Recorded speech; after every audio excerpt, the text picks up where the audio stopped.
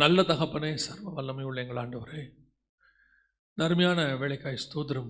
இந்த முற்பகல் வேலையிலே உடைய சமூகத்தில் வந்து உட்கார்ந்து உடைய வேத வசனத்தை கேட்கும்படி வந்திருக்கிற உடைய பிள்ளைகளுக்காய் ஸ்தோத்திரம். உம்முடைய பாதப்படியிலே எடுபடாத நல்ல பங்கு உண்டு என்று சொல்லி வாசிக்கிறோமே, இது இப்பொழுது எங்கள் மதிலை நீ தரும்படி நாங்கள் ஜெபிக்கிறோம். உடைய வானத்தின் மன்னாவை விட்டு எங்களுக்கு தருவீராக. திரும்பி போகும்பொழுது வசனத்தை பெற்றுக்கொண்டவர்களை திரும்பி போக கிருபை பாராட்டும். உம்முடைய மகிமையுள்ள கரத்தில் எங்களை தாழ்த்துகிறோம். எங்கள் ஆண்டவர் இயேசு கிறிஸ்துவின் நாமத்தில் பிதாவே. 2 ராஜாக்களின் புஸ்தகம் 2ஆம் அதிகாரம் 11வது வசனம். அவர்கள் பேசிக்கொண்டு நடந்து போகையில், இதோ அக்கினி ரதமும் அக்கினி குதிரைகளும் அவர்கள் நடுவாக வந்து இருவரையும் பிரித்தது. எலியா சுழல் காற்றிலே பரலோகத்திற்கு ஏறி போனான். நாம் இந்த எலியா என்கிறது ஒரு முன்னடையாளமாக இருக்கிறது. எதற்காக அப்படின்னு கேட்டிங்கன்னா, புதிய ஏற்பாட்டு சபைக்கு அடையாளம். புதிய ஏற்பாட்டு சபையினுடைய முறைமையை குறித்து சொல்லும்போது மெல்கிசேதேக்கின் முறைமை என்று நாம் இதில் வாசிக்கிறோம். எபிரேயர் 7ஆம் அதிகாரத்தில் இதை குறித்து நாம் தெளிவாக வாசிக்கிறோம். மெல்கிசேதேக்கின் முறைமைனா என்ன அப்படின்னு கேட்டிங்கன்னா, பழைய ஏற்பாட்டில் ஒரு நியாயப்பிரமாணம் உண்டு. நியாயப்பிரமாண முறைமைக்கு பெயர் என்ன அப்படின்னு கேட்டிங்கன்னா, விருத்த சேதனம், அப்புறம் ஓய்வு நாள், அப்புறம் நியாயப்பிரமாணம் ஒரு 613 இருக்குது, 619 இருக்குது அப்படின்னு சொல்கிறாங்க. அது மட்டும் இல்லாதபடிக்கு பலி இருக்குது. இந்த மாதிரி காரியங்கள்லாம் உண்டு. அது நியாயப்பிரமாணம், ஆரோனின் முறைமை அப்படின்னு சொல்லுவாங்க. அதை குறித்து சொல்லும்பொழுது நீங்கள் தெரிந்து கொள்ள வேண்டும் என்பதற்காக சொல்லுகிறேன். எபிரேயர் நிருபம் 7ஆம் அதிகாரத்தில் 11வது வசனத்தை வாசிங்கள் பார்ப்போம். அல்லாமலும் இஸ்ரவேல் ஜனங்கள் லேவி கோத்திர ஆசாரிய முறைமைக்கு உட்பட்டிருந்ததல்லவோ நியாயப்பிரமாணத்தை பெற்றார்கள். அந்த ஆசாரிய முறைமையினாலே பூரணப்படுதல் உண்டாயிருக்குமானால் ஆரோனுடைய முறைமையின்படி அழைக்கப்படாமல் மெல்கிசேதேக்கினுடைய முறைமையின்படி அழைக்கப்பட்ட வேறொரு ஆசாரியர் எழும்ப வேண்டுவதென்ன?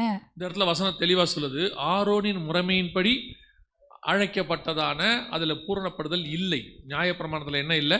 பூரணப்படுதல் இல்லை. அதற்கு பதிலாக கர்த்தர் என்ன கொண்டு வராரு? மெல்கிசேதேக்கின் முறைமை. அந்த மெல்கிசேதேக்கின் முறைமைனா என்ன அப்படின்னு கேட்டிங்கன்னா, தொடர்ந்து நீங்கள் அந்த வசனங்களை படித்து கொண்டே போகும்பொழுது அங்கே வசனம் தெளிவாக சொல்லுது. இந்த மெல்கிசேதேக்கு என்பது 7ஆம் அதிகாரத்தில் 1வது வசனத்திலேருந்து 3வது வசனம் வரைக்கும் நீங்கள் வாசிச்சு பாருங்கள். இந்த மெல்கிசேதேக்கின் முறைமையை குறித்து அங்கே சொல்லப்படும். அதான் இப்போ நம்ம ஃபாலோ பண்ணுறோம் நியூ டெஸ்ட்மென்ட் சர்ச்.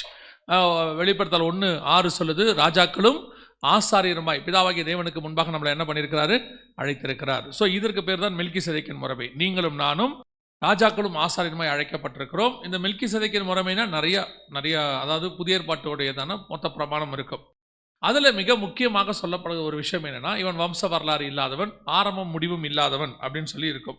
அதே எபிரேயர் நிருபத்தில் 7ஆம் அதிகாரத்தை நீங்கள் வாசிக்கும் பொழுது 3வது வசனம், இவன் தகப்பனும் தாயும் வம்ச வரலாறும் இல்லாதவன், இவன் நாட்களின் துவக்கமும் ஜீவனின் முடிவும் இராமல் தேவனுடைய குமாரனுக்கு ஒப்பானவனாய் என்றென்றைக்கும் ஆசாரியனாய் நிலைத்திருக்கிறான். நல்ல எலியாவை பார்த்தீங்கன்னா எங்கிருந்து வந்தார்னு இருக்காது. எலியா எங்கிருந்து வந்தார்னு இருக்காரு. 1 ராஜாக்களின் புஸ்தகம் 17 வாசிக்கும் போது அவர் திஸ்பியன் ஆகிய எலியா அப்படின்னு இருக்கும். கீலேயாத்தின் குடிகளிலே அப்படின்னு இருக்கும். திஸ்பியா அப்படின்ற ஊர் எலியாவுக்கு அடையாளமாக இருக்குது. திஸ்பியன் ஆகிய எலியா. நீங்கள் திஸ்பியான்ற ஊரை போய் சர்ச் பண்ணி பாருங்கள். த அன்னோன் டவுன் அப்படின்னு வரும். அதாவது அறியப்படாத ஒரு பட்டணம் அப்படின்னு இருக்கும். நீங்கள் கூகுளில் போய் சர்ச் பண்ணி பார்த்தாலோ இல்லை எங்கே ஒரு கமெண்ட்ரியில் பார்த்தாலோ அன்னோன் டவுன் அப்படின்னு இருக்கும். அறியப்படாத ஒரு பட்டணம். சரி, இப்போ எலியா முடிக்கும் போது எங்கே போனார் அப்படின்னு பார்த்தீங்கன்னா, இப்போ நம்ம வாசித்த வசனத்தில் 2 ராஜாக்கள் 2ஆம் அதிகாரத்தில் அவர் பரலோகத்திற்கு ஏறி போனார் அப்படின்னு இருக்கும். அப்படின்னா என்ன அர்த்தம்? எங்கிருந்து வந்தார்னு இருக்காது, பரலோகத்துக்கு போனார். எங்கே போனார்னு இருக்காது. பரலோகன்றது நம்ம இந்த அன்னோன் பிளேஸ், நம்ம போகாத இடம், பார்க்காத இடம். ஆவியில் உணர்றோம், ஆனால் போய் பார்க்கல இன்னும். 2வது, எலியாவுக்கு ஆரம்பம் இல்லை, முடிவும் இல்லை. எலியாவுடைய தாய் தகப்பனுடைய வம்ச வரலாறு எதுவுமே இருக்காது. எலியாவுக்கு மரணமும் இருக்காது. ஸோ இது வந்து இந்த மெல்கிசேதேக்கின் முறைமையின்படி இருக்கக்கூடியதான ஒரு இது. அதே மாதிரி பார்த்தீங்கன்னா, எலியா நியாயப்பிரமாணத்தின்படி எதுவும் செய்ய மாட்டார். ஆசாரிப்பு கூடாரத்துக்குள்ளே போனார், ஆசாரித்துவம் பண்ணார், எதுவுமே இருக்காது. முழுக்க பார்த்தீங்கன்னு சொன்னால் அவர் நியூ டெஸ்ட்மென்ட் சர்ச்சுக்கு அடையாளமாக அங்கே கொடுக்கப்பட்டவர். இந்த மாதிரி நிறைய பேர் இருக்காங்க பழைய ஏற்பாட்டில். நீங்கள் தியானிக்கிறதுக்காக சொல்கிறேன். நீங்கள் அப்புறமா போய் தியானிச்சு பாருங்கள். ரூத்தை பற்றி அப்படி தான் இருக்கும். ரூத் எங்கேருந்து வந்தாங்க? தாய் தகப்பனே இருக்காது, வெறும் மோவாப் ஸ்திரீன்னு மட்டும்தான் இருக்கும். அதே மாதிரி ரூத்துக்கோட முடிவு இருக்காது. குழந்தை பிறக்கிறதோட ரூத் முடிஞ்சு போயிடுவாங்க. அது கொண்டு போய் நகோமி மடியில் கொடுத்த பிறகு ரூத்தை பற்றி எதுவுமே இருக்காது. அதுக்கப்புறம் மருமகள்னு இருக்கும், பேர் கூட இருக்காது. அதுக்கப்புறம் பழைய ஏற்பாடு முழுக்க ரூத்து பேர் வராது. அதுக்கப்புறம் ரூத்தின் புஸ்தகம் 4ஆம் அதிகாரத்துக்கு பிறகு அதோடு அது எங்கே வரும்னா நியூ டெஸ்ட்மென்ட் வரிசையில் தான் வருவாங்க அவங்க. எதுக்காக உங்களுக்கு சொல்கிறேன் அப்படின்னா, நாம் எல்லாருமே இந்த நியூ டெஸ்ட்மென்ட்டோடைய முறைமையில் இருக்கிறோம். எதற்காக இருக்கிறோம்? எடுத்துக்கொள்ளப்படுதலுக்காக காத்திருக்கிறோம். இதை தான் நம்ம வாசிக்கிறோம் இல்லையா? 1 தெசலோனிக்கர் 4:16-17 அவர் வரும்பொழுது நாம் எடுத்துக்கொள்ளப்படுவதற்காக காத்திருக்கிறோம். அந்த எடுத்துக்கொள்ளப்படுதல் பழைய ஏற்பாட்டில் 2 பேருக்கு நடந்தது. ஒன்று ஏனோக்குக்கு, இன்னொன்று எலியாவுக்கு. புதிய ஏற்பாட்டில் இயேசு கிறிஸ்துவுக்கும் நமக்கும் நடக்கிறது. அப்படி இருக்கும்பொழுது இந்த சபை எலியா சபைக்கு முன்னடையாளமாக இருக்கிறார். இந்த மெல்கிசேதேக்கின் முறைமை அந்த காலகட்டம். இப்ப நீங்களும் நானும் இதே போல எடுத்துக்கொள்ளப்படுவதற்கு தான் காத்திருக்கிறோம். பரலோகத்திற்கு ஏறி போக வேண்டும் என்று நாம் விரும்புகிறோம். அப்ப எதை செஞ்சா இந்த எடுத்துக்கொள்ளப்படுதல நம்ம பங்கடைய முடியும், எப்படி பரலோகத்துக்கு போக முடியும்ன்றதுக்கு தான் முன்னடையாளமா இங்க கொடுத்து வச்சிருக்கிறாரு எலியாவை. நீங்க பைபிளில் பார்த்தீங்கன்னா நிறைய ஜேர்னி படிப்பீங்க, பாடம் கொண்டு இருக்கு. சிலர்லாம் பைபிள் ஸ்டடி கூட எடுக்கிறாங்க. ஆபிரகாமின் பிரயாணம், அப்புறம் கானான் பிரயாணம் படிச்சிருக்கீங்க தானே, யாத்ராகமம் எல்லாம் படிக்கிறீங்க. அதே மாதிரி எலியா கிட்ட ஒரு ஸ்பிரிச்சுவல் பிரயாணம் இருக்கு. எலியாவுக்கு பின்னாடி என்ன இருக்குது, ஒரு ஆவிக்குரிய பிரயாணம் இருக்கு. அது எங்க ஆரம்பிச்சிச்சு? 1 ராஜாக்கள் 17 ஆரம்பிக்குது. ஆரம்பித்து எங்க முடியுது? 2 ராஜாக்கள் 2ஆம் அதிகாரத்தில் முடியுது. எங்க ஆரம்பிக்குது? திஸ்பியனாகிய எலியா கீலேயாத்தின் குடிகளிலே அங்க ஆரம்பிக்குது. எங்க முடியுது? சுழல் காற்றில் ஏறி பரலோகத்துக்கு போனான்னு முடியுது. அப்ப நீங்களும் நானும் இப்படி முடிக்க அழைக்கப்பட்டிருக்கிறோம். எடுத்துக்கொள்ளப்படுதல் சுழல் காற்றில் ஏறி அவர் போன மாதிரி நாம பரலோகத்துக்கு போக முடிய அழைக்கப்பட்டிருக்கிறோம். அப்ப இந்த பிரயாணத்துல பரலோகத்துக்கு போவதில் அந்த எடுத்துக்கொள்ளப்படுதல பங்கடைவது தான் சபையினுடையதான அடிப்படை, சபையினுடையதான நோக்கம். கர்த்தர் உருவாக்குறதுடைய நோக்கம் என்ன? கிறிஸ்துவின் வருகையில பங்கடைவது. வேற எதற்காகவும் சபை கிடையாது. சபை பிளஸிங் சென்டர் கிடையாது, சபை டெலிவரன்ஸ் சென்டர் கிடையாது, சபை ஹீலிங் சென்டர் கிடையாது, சபை டிரான்ஸ்ஃபர்மேஷன் சென்டர், அதாவது மறுரூமாக்க கூட இடம். அப்போ எங்களுக்கு ஹீலிங் கிடையாதா, டெலிவரன்ஸ் கிடையாதா, பிளஸிங் கிடையாதா அப்படின்னீங்கன்னா நீங்கள் வர வேண்டியது டிரான்ஸ்ஃபர்மேஷனுக்கு. இது எல்லாம் தானாய் நடக்கும், இதெல்லாம் கூட கொடுக்கப்படும் லிஸ்ட்ல வந்துடும். டெலிவரன்ஸ் எல்லாம் சும்மாவே பைபிள் சபையில் நடக்கும். நீங்க விசுவாசத்தோட வந்தீங்கன்னா இங்க ஆவியானவர் அசைவாடுகிறார், உங்களுக்கு விடுதலை கிடைக்கும். வார்த்தையினாலே விடுதலை கிடைக்கும். ஜெபம்னா வியாதிகள் சுகமாகும்.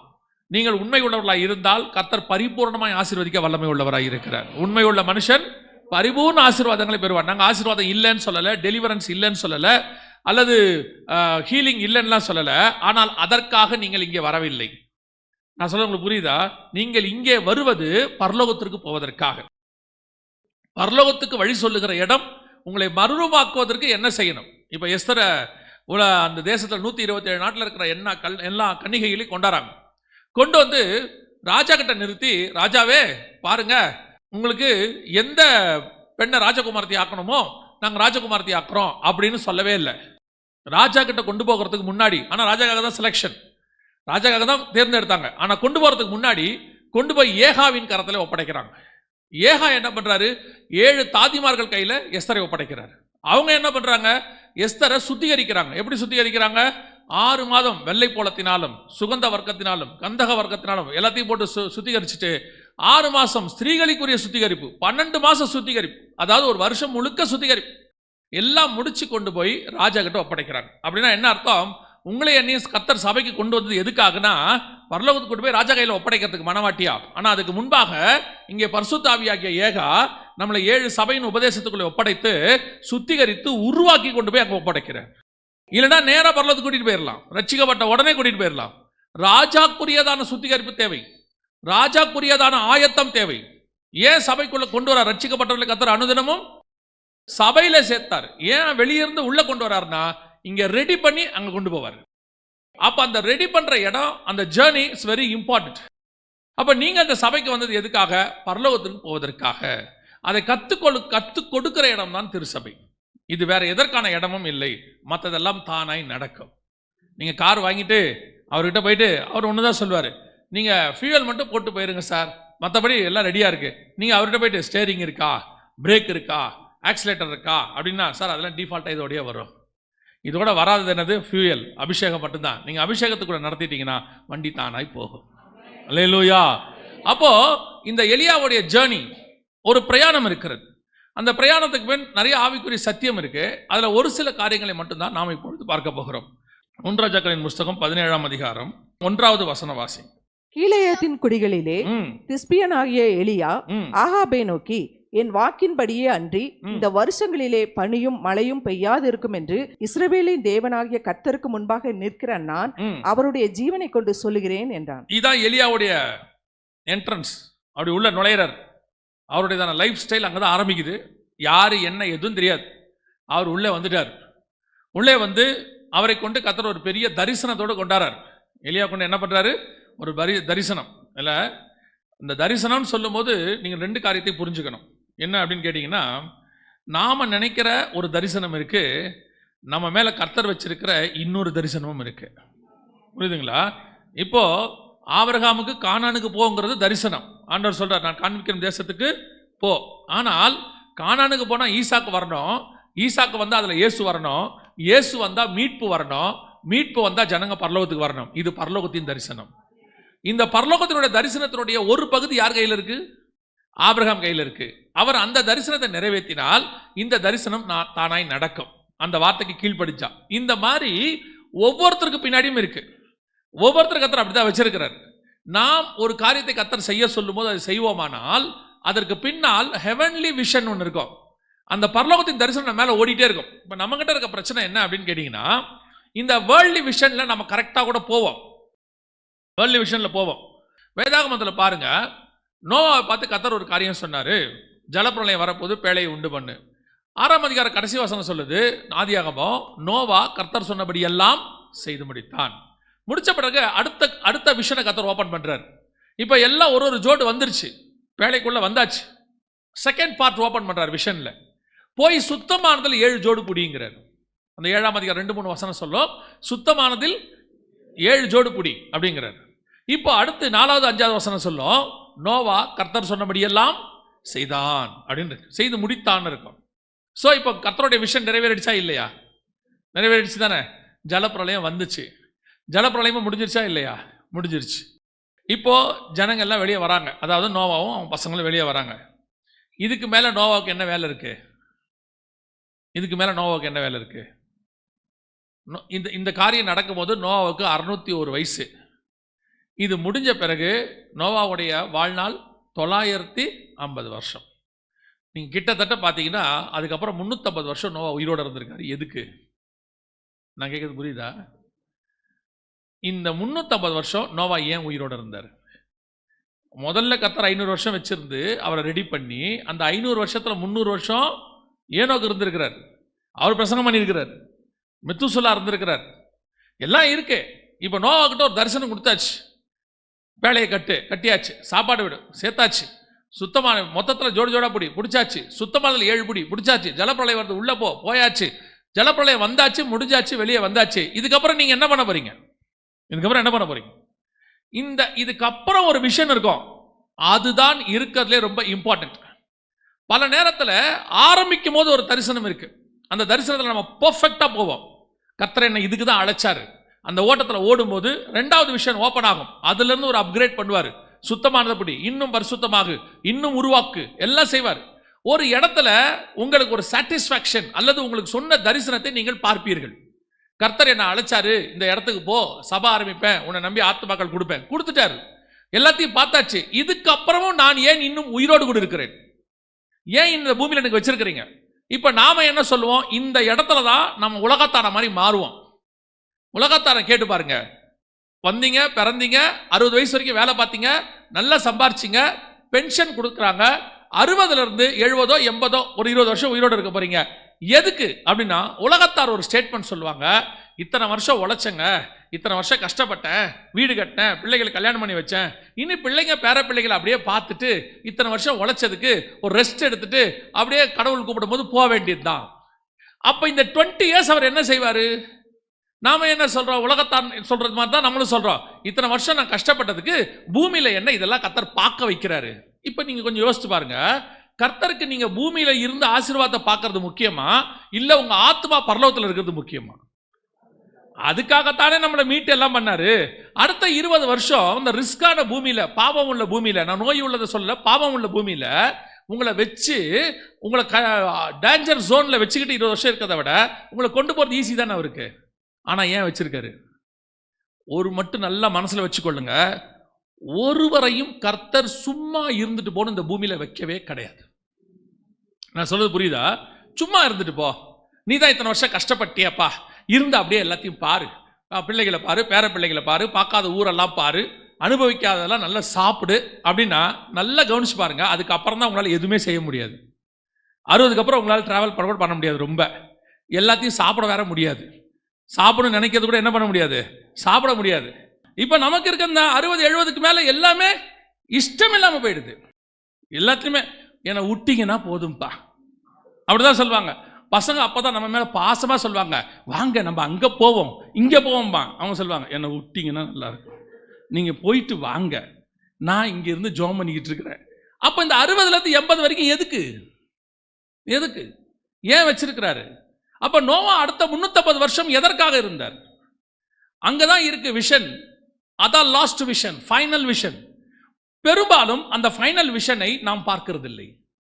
நாம எல்லாம் முடிஞ்சிருச்சு, ஓவர் ஆயிட்டோம் அப்படின்னு நினைக்கிறோம். இப்ப நீங்க வாசிங்க ஆதியாகமத்தின் புஸ்தகம் 9ஆம் அதிகாரம் 1-2 வசனங்களை வாசிங்க. தேவன் நோவாவையும் அவன் குமாரரையும் ஆசீர்வதித்து, நீங்கள் பலுகி பெருகி பூமியை நிரப்புங்கள், உங்களை பற்றிய பயமும் அச்சமும் பூமியில் உள்ள சகல மிருகங்களுக்கும் ஆகாயத்தில் உள்ள சகல பறவைகளுக்கும் உண்டாயிருக்கும். அந்த வசனத்துல கர்த்தர் சொன்ன ரொம்ப அழுத்தமான வார்த்தை என்ன தெரியுமா? நோவாவையும் அவன் குமாரரையும் ஆசீர்வதித்து நீங்கள் பலுகி பெருகி பூமியை நிரப்புங்கள். 10ஆம் அதிகாரம் 1ஆம் வசனம் வாசிங்க. நோவாவின் குமாரராகிய சேம், காம், யாப்பேத் என்பவர்களின் வம்ச வரலாறு. ஜலப்பிரளயத்துக்கு பின்பு அவர்களுக்கு குமாரர் பிறந்தார்கள். நோவாவுக்கு எங்க குமாரர்? நோவாவையும் அவன் குமாரரையும் ஆசீர்வதித்து நீங்கள் பலுகி பெருகி பூமியை. இது 4 பேருக்குமான விஷன், 4 பேருக்குமான விஷன். ஆனா பலுகி பெருகினது 3 பேர் தான், சேம், காம், யாபேத். நோவாவையும் அவன் குமாரரையும் ஆசீர்வதித்து, நோவாவையும் அவன் குமாரரையும் ஆசீர்வதித்து நீங்கள் பலுகி பெருகி. தெளிவா சொல்றார் ஆண்டவர். ஏன் இந்த 4 பேரையும் பலுகி பெருக சொன்னார் தெரியுமா? இதுக்கு அடுத்த தரிசனம் ஆபிரகாமுக்கு ஓபன் ஆகும். ஆபிரகாமுக்கு ஓபன் ஆகுது. ஆபிரகாமுக்கு என்ன ஓபன் ஆகுது? எபிரேயர் 11, 9, 10, 11 வாசிங்க பார்ப்போம். விசுவாசத்தினாலே அவன் வாக்குத்தத்தம் பண்ணப்பட்ட தேசத்திலே பரதேசியை போல சஞ்சரித்து அந்த வாக்குத்தத்தத்திற்கு உடன் சுதந்திரராகிய ஈசாக்கோடும் யாக்கோபோடும் கூடாரங்களிலே குடியிருந்தான். ஏனெனில் தேவன் தாமே கட்டி உண்டாக்கின அஸ்திபாரங்கள் உள்ள நகரத்துக்கு அவன் காத்திருந்தான். அஸ்திபாரம் உள்ள நகரம் இது புதிய எருசலேம். 21ஆம் அதிகாரம் வெளிப்படுத்தின விசேஷம் 14வது வசனம் வாசி. நகரத்தின் மதிலுக்கு 12 அஸ்திபார கற்கள் இருந்தன. அவைகள் மேல் ஆட்டுக்குட்டியானவருடைய 12 அப்போஸ்தலரின் 12 நாமங்களும் பதிந்திருந்தன. இதான் அஸ்திவாரம் உள்ள நகரம்.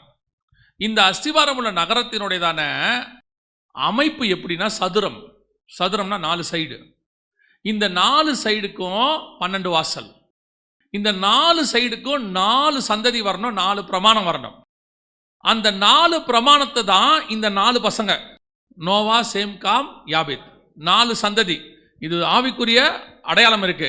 இது எங்க இருக்கும்னா ஏதேன்ல இருக்கும். ஒரு நதி புறப்பட்டு 4 ஆறுகள் ஆகியது. இயேசு கிறிஸ்து சொல்வாரு 4 நிலம், 4 நிலத்தில் விதை விழும். அந்த 4 நிலத்துக்கு 4 ஆறு. இந்த 4 ஆறு இடத்துலையும் விருட்சங்கள் முளைக்கும். அந்த 4 இருக்கிறதா அந்த புதிய எருசலேம். இதோடைய விஷன் ஆபிரகாமிற்கு தேவன் தாமே கட்டி உண்டாக்கின அஸ்திபாரம் உள்ள நகரங்களுக்கு அவன் காத்திருந்தான். யார் ஆபிரகாமு? நோவாவுக்கு அடுத்த ஜெனரேஷன். அப்பவே அவருக்கு தெரியுது கர்த்தர் நமக்கு ஒரு விஷன் வச்சிருக்கிறாரு. இப்போ ஆபிரகாம் கிட்ட கேளுங்க, உன்னோட ஃபர்ஸ்ட் விஷன் என்ன? கானானுக்கு போகணும். போயிட்டியா? வந்துட்டேன், 75 வயசு ஆயிடுச்சு. அடுத்த விஷன் என்ன? ஈசாக்கு பிறக்கணும். பிறந்துட்டாரா? 100 வயசுல பிறந்தாச்சு. ஓகே, உனக்கு கொடுத்த வாக்குத்தத்தம் என்ன? நீ சந்ததிகளை பார்ப்பாய். 140வது வயசுல ஈசாக்கு கல்யாணம். 160, நான் சொல்ற ஆபிரகாமுக்கு 140 வயசு ஆகும்போது ஈசாக்கு கல்யாணம். ஆபிரகாமுக்கு 160 வயசு ஆகும்போது யாக்கோபோ ஏசாவும் பிறந்துட்டாங்க. அதனாலதான் அந்த வசனம் சொல்லுச்சு, கூடாரங்களோடு ஏசாவோடு யாக்கோபோடும் குடியிருந்தான். அப்படிதான் இருக்கு. ஈசாக்கு யாக்கோபோடு கூட குடியிருந்தார். பேரப்பிள்ளைகளை 15 வருஷத்துக்கு முன்னாடியே பார்த்துட்டார். ஆனாலும் 15 வருஷம் அவர் உயிரோடு இருக்கிறார். அந்த 15 வருஷமா அவர் எதுக்காக உயிரோடு இருந்தார்னா, தரிசனம் இல்லாம சும்மா படுத்து இல்ல, ஏதோ வீட்டுல ஓரத்துல ஈஸி சேர்ல இல்ல, அந்த கடைசி தரிசனம் ஒண்ணு இருக்கு, அதுதான் ஹெவன்லி விஷன். இது வரைக்கும் பூமியில இருக்கிற விஷன் முடியும், ஒரு ஹெவன்லி விஷன் ஓபன் ஆகும். நீங்கள் இங்கே வரும்போது எதற்காக வந்தீங்கன்னு ஒன்று இருக்கு, இங்க என்ன செய்ய போறீங்கன்னு இருக்கு, இங்க முடிச்சிட்டு அங்க என்ன செய்ய போறீங்கன்னு ஒன்று இருக்கு. அந்த விஷன் தான் கடைசி 20 வருஷம் 30 வருஷம் 40 வருஷத்தை ஓட்டும். நீங்க சில நேரத்தில் யோசிக்கிறீங்களே, கர்த்தர் என்ன கூப்பிட மாட்டாரு, கர்த்தர் என்ன அழைக்க மாட்டாரு, எதுக்கு தான் கர்த்தர் என்ன வச்சிருக்கிறாரோ அப்படின்னா, நீங்க உங்களுக்கு கர்த்தர் ஒரு நாளும் ஒருத்தரையும் பூமியில சும்மா வைக்கிறது இல்லை. காடு கிட்ட சும்மாங்கிற வார்த்தையே கிடையாது. காடு என்ன கிடையாது? சும்மாங்கிற வார்த்தை இருக்காது. இந்த ஆசாரியப்பு கூடாரத்தில் இந்த சேரு சும்மா இருக்கட்டும், அவர் அந்த சர்ச்சில் சும்மா இருக்கட்டும், இந்த மரங்கள்லாம் சும்மா முளைச்சிருக்கட்டும், கிடையவே கிடையாது. ஒவ்வொன்றுத்துக்கு பின்னாடியும் காடுக்கு ஒரு பர்பஸ் இருக்கு, எல்லாத்துக்கும் பின்னாடியும். அப்போ உங்களுக்கு ஒரு நாள் எக்ஸ்ட்ரா கொடுத்தா கூட அதுக்கு ஒரு பர்பஸ் இருக்கு. இயேசு எப்ப பிறக்கணும், எப்ப மரிக்கணும், எப்ப உயிர்த்தெழணும் எல்லாம் முன்குறிக்கப்பட்டது. நீங்களும் நானும் எப்ப பிறக்கணும், எப்ப மரிக்கணும் முன்குறிக்கப்பட்டது. அப்போ தேவனிடத்துல சும்மாங்கிற வார்த்தை கிடையாது. அப்ப கடைசியாய் உங்களுக்கு ஒரு தரிசனம் இருக்கு. அதை தான் திருப்பியும் சொல்றேன், the last vision. அது என்ன தெரியுமா? நீங்களும் நானும் எங்கே போக போறோம், அங்கே நமக்கு கர்த்தர் என்ன வச்சிருக்கிறாரு அதை ஓபன் பண்ணுவார். அந்த விஷயத்துல தான் உங்க கடைசி காலத்தை ஓட்டணும். அப்பதான் நீங்க விழாம இருப்பீங்க. இல்லைன்னா என்ன ஆகும்னா, உங்க ஆவிக்குரிய வாழ்க்கையில உங்களுக்கு ஒரு டயர்ட்னஸ் வரும், உங்க தரிசனம் முடிஞ்சிருச்சுன்னு ஒரு எண்ணம் வரும், அதுக்கப்புறம் உங்களுக்கு ஒரு சலிப்பு உண்டாகும். நாம ஏன் இருக்கிறோம், அதுக்கப்புறம் முறுமுறுக்க தொடங்குவோம். ஆண்டவர் ஏன் என்ன விட மாட்டேங்கிறாரு, ஆண்டவர் ஏன் என்ன எடுக்க மாட்டேங்கிறாரு, எதுக்கு தான் என்ன வச்சிருக்காரு? இல்லவே இல்லை. உங்களை வைத்த ஒவ்வொரு நிமிஷத்துக்கும் கர்த்தருக்கு திட்டம் உண்டு. பரலோகத்தினுடைய கடைசி விஷன் ஓபன் ஆகணும். அந்த விஷனோட தான் நீங்களும் நானும் சபைக்குள்ள இருக்கணும். அப்ப எலியா, திஸ்பியனாகிய எலியா வரும்போது, அவர் அந்த இடத்துக்கு வரும்பொழுது அவரை பத்தின ஃபைனல் விஷன் ஹெவனுக்கு போகணுங்கிறது எழுதி வைக்கப்பட்டது. இப்ப அவர் அங்க வரார், நீங்களும் வந்துட்டோம், நீங்களும் சபைக்குள்ள வந்துட்டோம். வந்த உடனே ஆண்டவர் உங்களுக்கும் எனக்கும் ஒரு நல்ல தரிசனத்தை கொடுக்கிறார். எலியாவுக்கு கொடுக்குற மாதிரி கொடுக்கிறார், எல்லாருக்கும் கொடுத்துருக்கிறார்.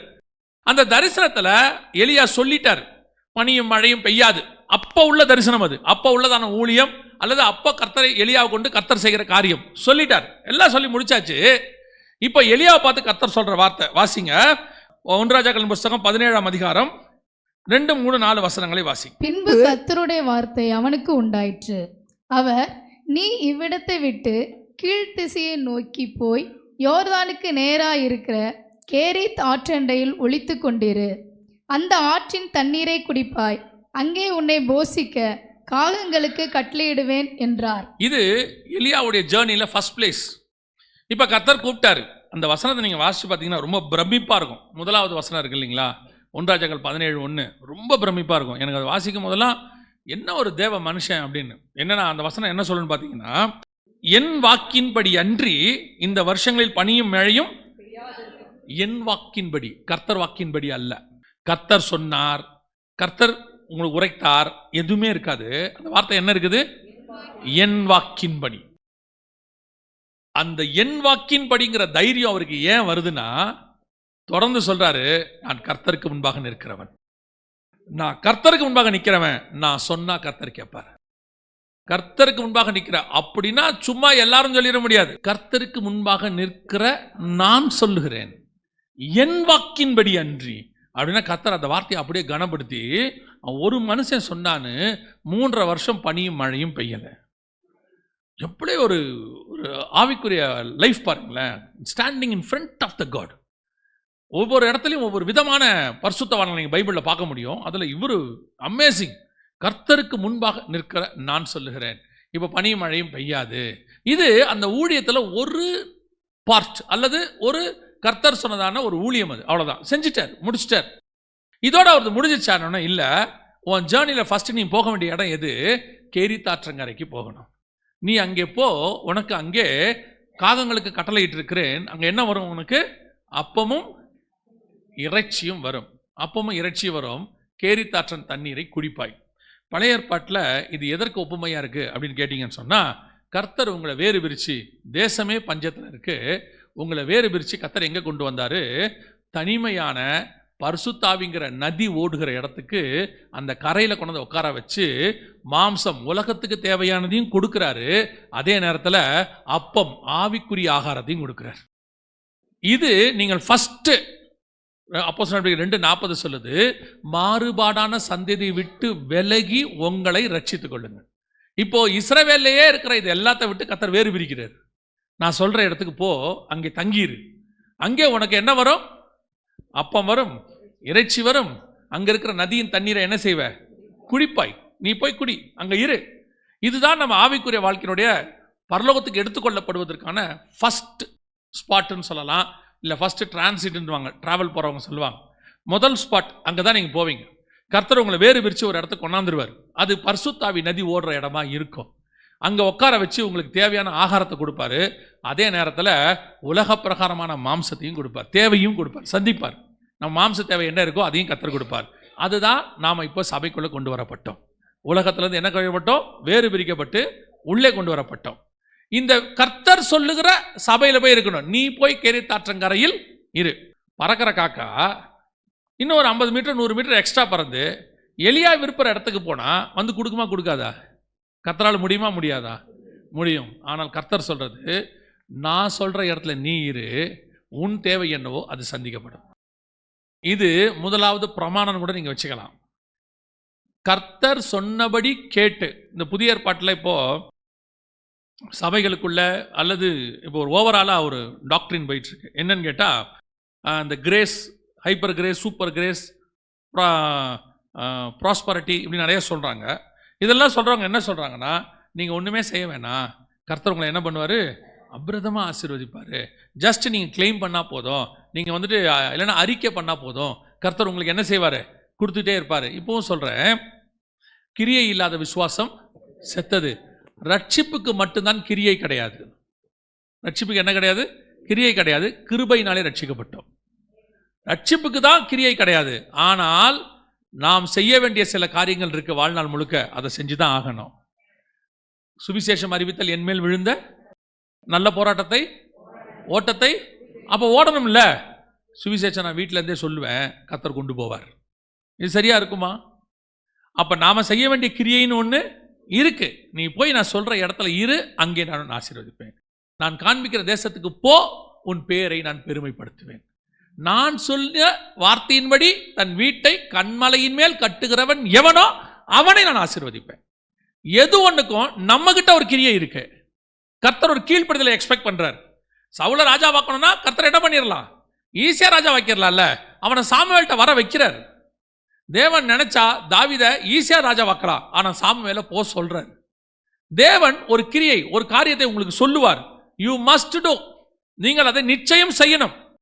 அதெல்லாம் முடியாது, அதெல்லாம் செய்ய மாட்டேன். சில ஆட்கள்லாம் இருக்காங்க, அவங்க ஒரு டிசைன்ல உட்காந்துப்பாங்க, அந்த டிசைன்ல வந்து கர்த்தர் ஆசீர்வதிக்கணும்பாங்க. அதுவும் இந்த காலத்தில் இருக்க நம்ம யங்ஸ்டர்ஸ் நிறைய பேர் இல்லை, ஊழியத்துக்கு கர்த்தர் வான்னு சொன்னா அவங்க அதுக்கு ஒரு மறுமொழி கர்த்தருக்கு சொல்றாங்க. இப்ப நான் வேலைக்கு போய் சம்பாரிச்சு ஊழியத்துக்கு நிறைய கொடுக்குறேன். சரியா? வேலைக்கு போய் சம்பாரிச்சு ஊழியத்துக்கு நல்லா கொடுக்குறேன் அப்படின்னா என்ன அர்த்தம்னா, பரலோக பேங்க்ல பணம் இல்லை. ஏசுநாதருக்கு ரொம்ப கஷ்டம், என்ன பண்றதுன்னு தெரியல. தம்பி அவருக்கு அட்வைஸ் கொடுக்குறாப்புல, நீங்க ஒன்றும் பணத்துக்கு கவலைப்படாதீங்க ஆண்டவரே, நான் வேலைக்கு போறேன், போய் சம்பாரிச்சு கொடுக்குறேன், அதை வச்சு நீங்க என்ன பண்ணுங்க. உன்னை எதுக்கு கூப்பிட்டாருனா, தம்பி உன் பணத்துக்காக உன் படிப்புக்காக இல்லை, உன்னை உருவாக்குனதே அவருக்காக. அழைப்புன்னு கர்த்தர் கொடுத்துட்டார்னா உங்கள் பணம் அல்ல, நீங்கள் தான் கர்த்தருக்கு வேண்டும். சிலர் இந்த மாதிரி அட்வைஸ் கர்த்தருக்கே பண்றது. வேதம் சொல்லுது, கர்த்தருக்கு ஆலோசனை சொல்லுகிறவன் யார்? இவங்க ஆண்டவருக்கே ஆலோசனை சொல்லுவாங்க. நான் சொல்றது ஃபார் எக்ஸாம்பிள், இந்த மாதிரி நிறைய இருக்கு. ஆண்டவர் ஒன்று சொல்லுவாரு, செய்ய மாட்டாங்க. ஆண்டவர் இடத்துல போகும்பாரு, ஒரு இடத்துல வேலைக்கு போகும்பாரு, போக மாட்டாங்க. பல நேரத்தில் நீங்க ஒன்று சொல்லுவீங்க, கரெக்டா நீங்க என்ன வேணாங்கிறீங்களோ அதான் உங்க வாழ்க்கையில் நடக்கும். பார்த்துருக்கீங்களா? அப்புறம் ஆண்டவர்கிட்ட வர சொல்லுவாங்க, நான் என்ன வேணான்னு அதைத்தான் கர்த்தர் கரெக்டா செஞ்சாருன்னு. நீங்க அதை ஆப்போசிட்டா புரிஞ்சுட்டீங்க. நீங்க வேணான்னதை அவர் செய்யல, அவர் செய்ய போறதை நீங்க வேணான்னு சொல்லிக்கிட்டு இருந்தீங்க தன்னால. உங்களுக்காக கர்த்தர் டிசைனை என்னைக்கும் மாற்ற மாட்டார். நீங்கள் தாயின் கருவில் உருவாகும் போதே கர்த்தர் வந்து முன் குறிச்சிட்டார். ஆனா உங்களுடைய மாம்சம் அதுக்கு ஆப்போசிட்டா போயிட்டே இருக்கு. பல நேரங்களில் காட் உங்களுக்குன்னு ஒன்று சொல்லியிருப்பார், அதை நீங்க செய்யணும். நீ கேரித் ஆற்றங்கரையில் போய் இருங்க, வர வேண்டிய காக்கா தானா வரும். காக்கா வருமா? வரும். காக்காவுடைய சுபாவம் எடுத்துக்கிட்டு போறது, நம்ம கையிலிருந்து எடுத்துட்டு போறது. ஆனால் எடுத்துட்டு போற காக்காவை கொண்டு வந்து கொடுக்க வைக்க அவர் வல்லமை உள்ளவராக இருக்கிறார். எங்க? கர்த்தர் சொல்ற இடத்துல இருக்கணும், கர்த்தர் சொல்ற இடத்துல வேலை பார்க்கணும், கர்த்தர் சொல்ற இடத்துல படிக்கணும், கர்த்தர் சொல்ற இடத்துல கல்யாணம் பண்ணணும், கர்த்தர் சொல்ற இடத்துல குடியிருக்கணும். எல்லாம் இருக்கு, அத்தனையும் இருக்கு. யோசிச்சு பாருங்க, சில நேரங்களில் கர்த்தர் நமக்கு நன்மையான ஈவுகளை தான் செய்வார்.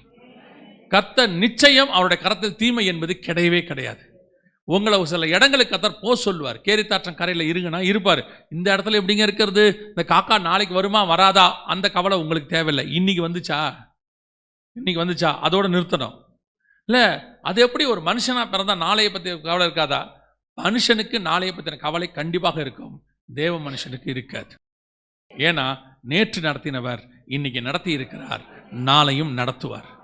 நான் என்னையுமே எப்பவுமே வச்சுப்பேன், ஒன்றும் இல்லாமல் வெறும் கையை நான் ஆண்டவரை பிடிச்சேன் 22 வருஷத்துக்கு முன்னாடி. இன்னைய வரைக்கும் கர்த்தர் நடத்த வல்லமை உள்ளவராக இருக்கிறார். அல்லேலூயா. அதனால சொல்றேன், தைரியமா கேரி தாற்றக்காரைக்கு போங்க.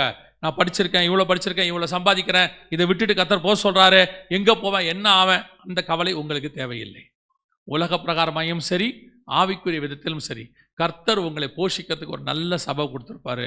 நான் இன்னும் எங்கள் பாஸ்டருக்காக நான் ஒவ்வொரு மெசேஜ்லையுமே சொல்கிறேன், இன்னும் போக போக எனக்கு அவர் மேலே மதிப்பு கூட்டிகிட்டு தான் போகுது. ஏன்னா இன்றைக்கி உள்ள நிறைய ஊழியக்காரங்களை பார்க்குறோம், இன்றைக்கி உள்ள ஊழியங்களை பார்க்குறோம். அன்னைக்கு அந்த தேவ மனுஷன் எங்களை வளர்க்கும் போது கர்த்தர் எங்களை கொண்டு போய் ஒரு நல்ல ஆவிக்குரிய சபையில் உட்கார வச்சார். முதல் 20 வருஷம் எங்களுக்கு அப்படி போதிச்சாங்க.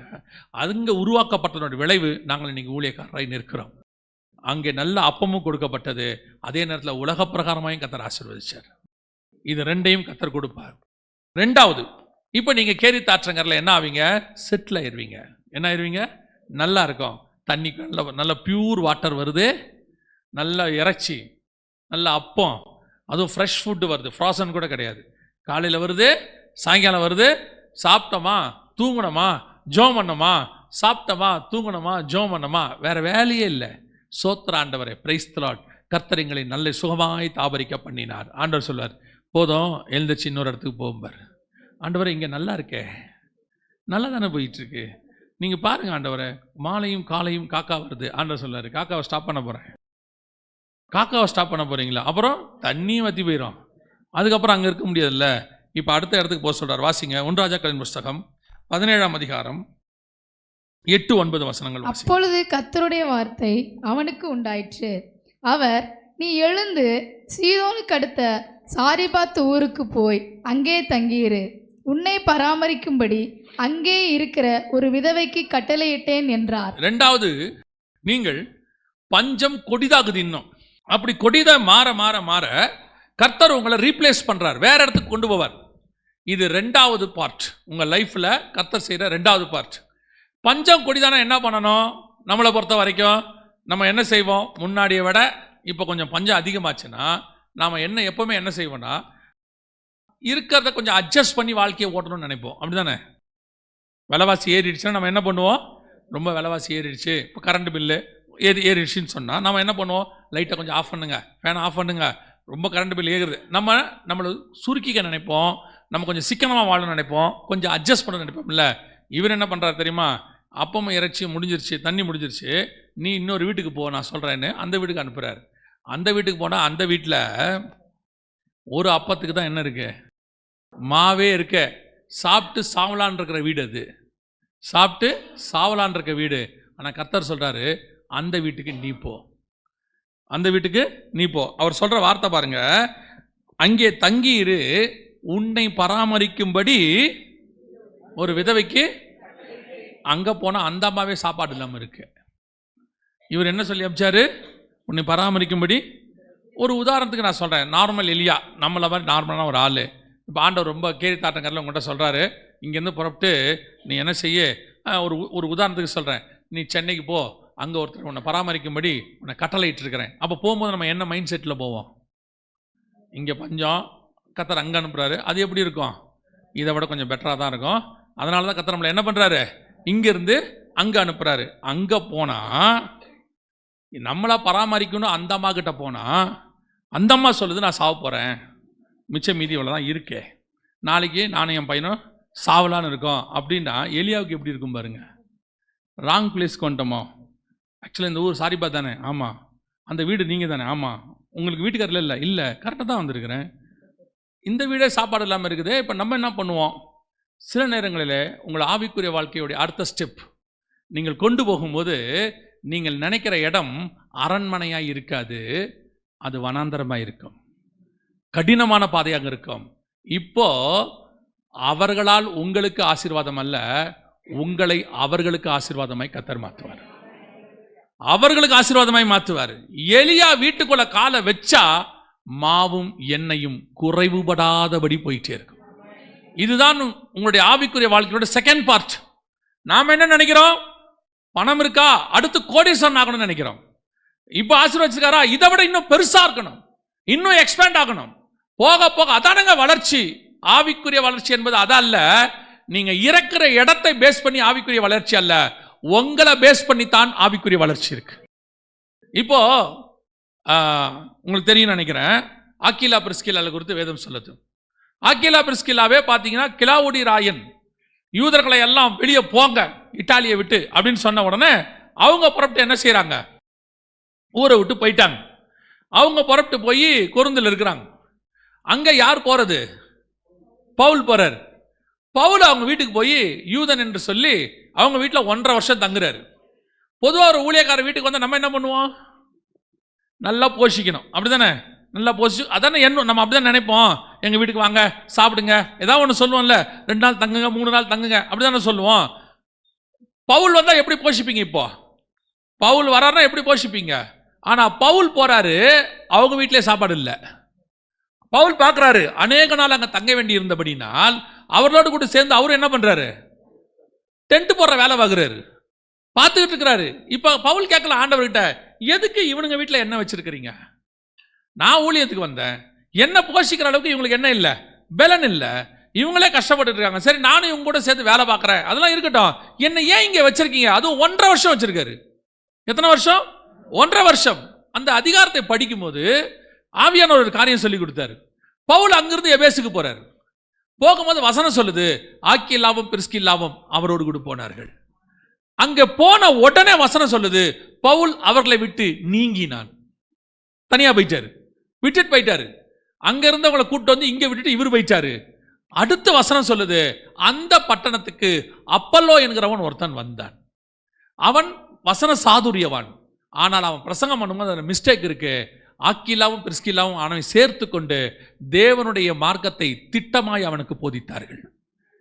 இப்போ அப்பல்லோங்கிறவன் யார் தெரியுமா? நான் நட்டேன், அப்பல்லோ நீர் பாய்ச்சினான். ஆனால் இந்த அப்பல்லோ நீர் பாய்ச்சுற அளவுக்கு அவனை உருவாக்குறதுக்கு இந்த ஆக்கிலா பிரிஸ்கில்லா தேவை.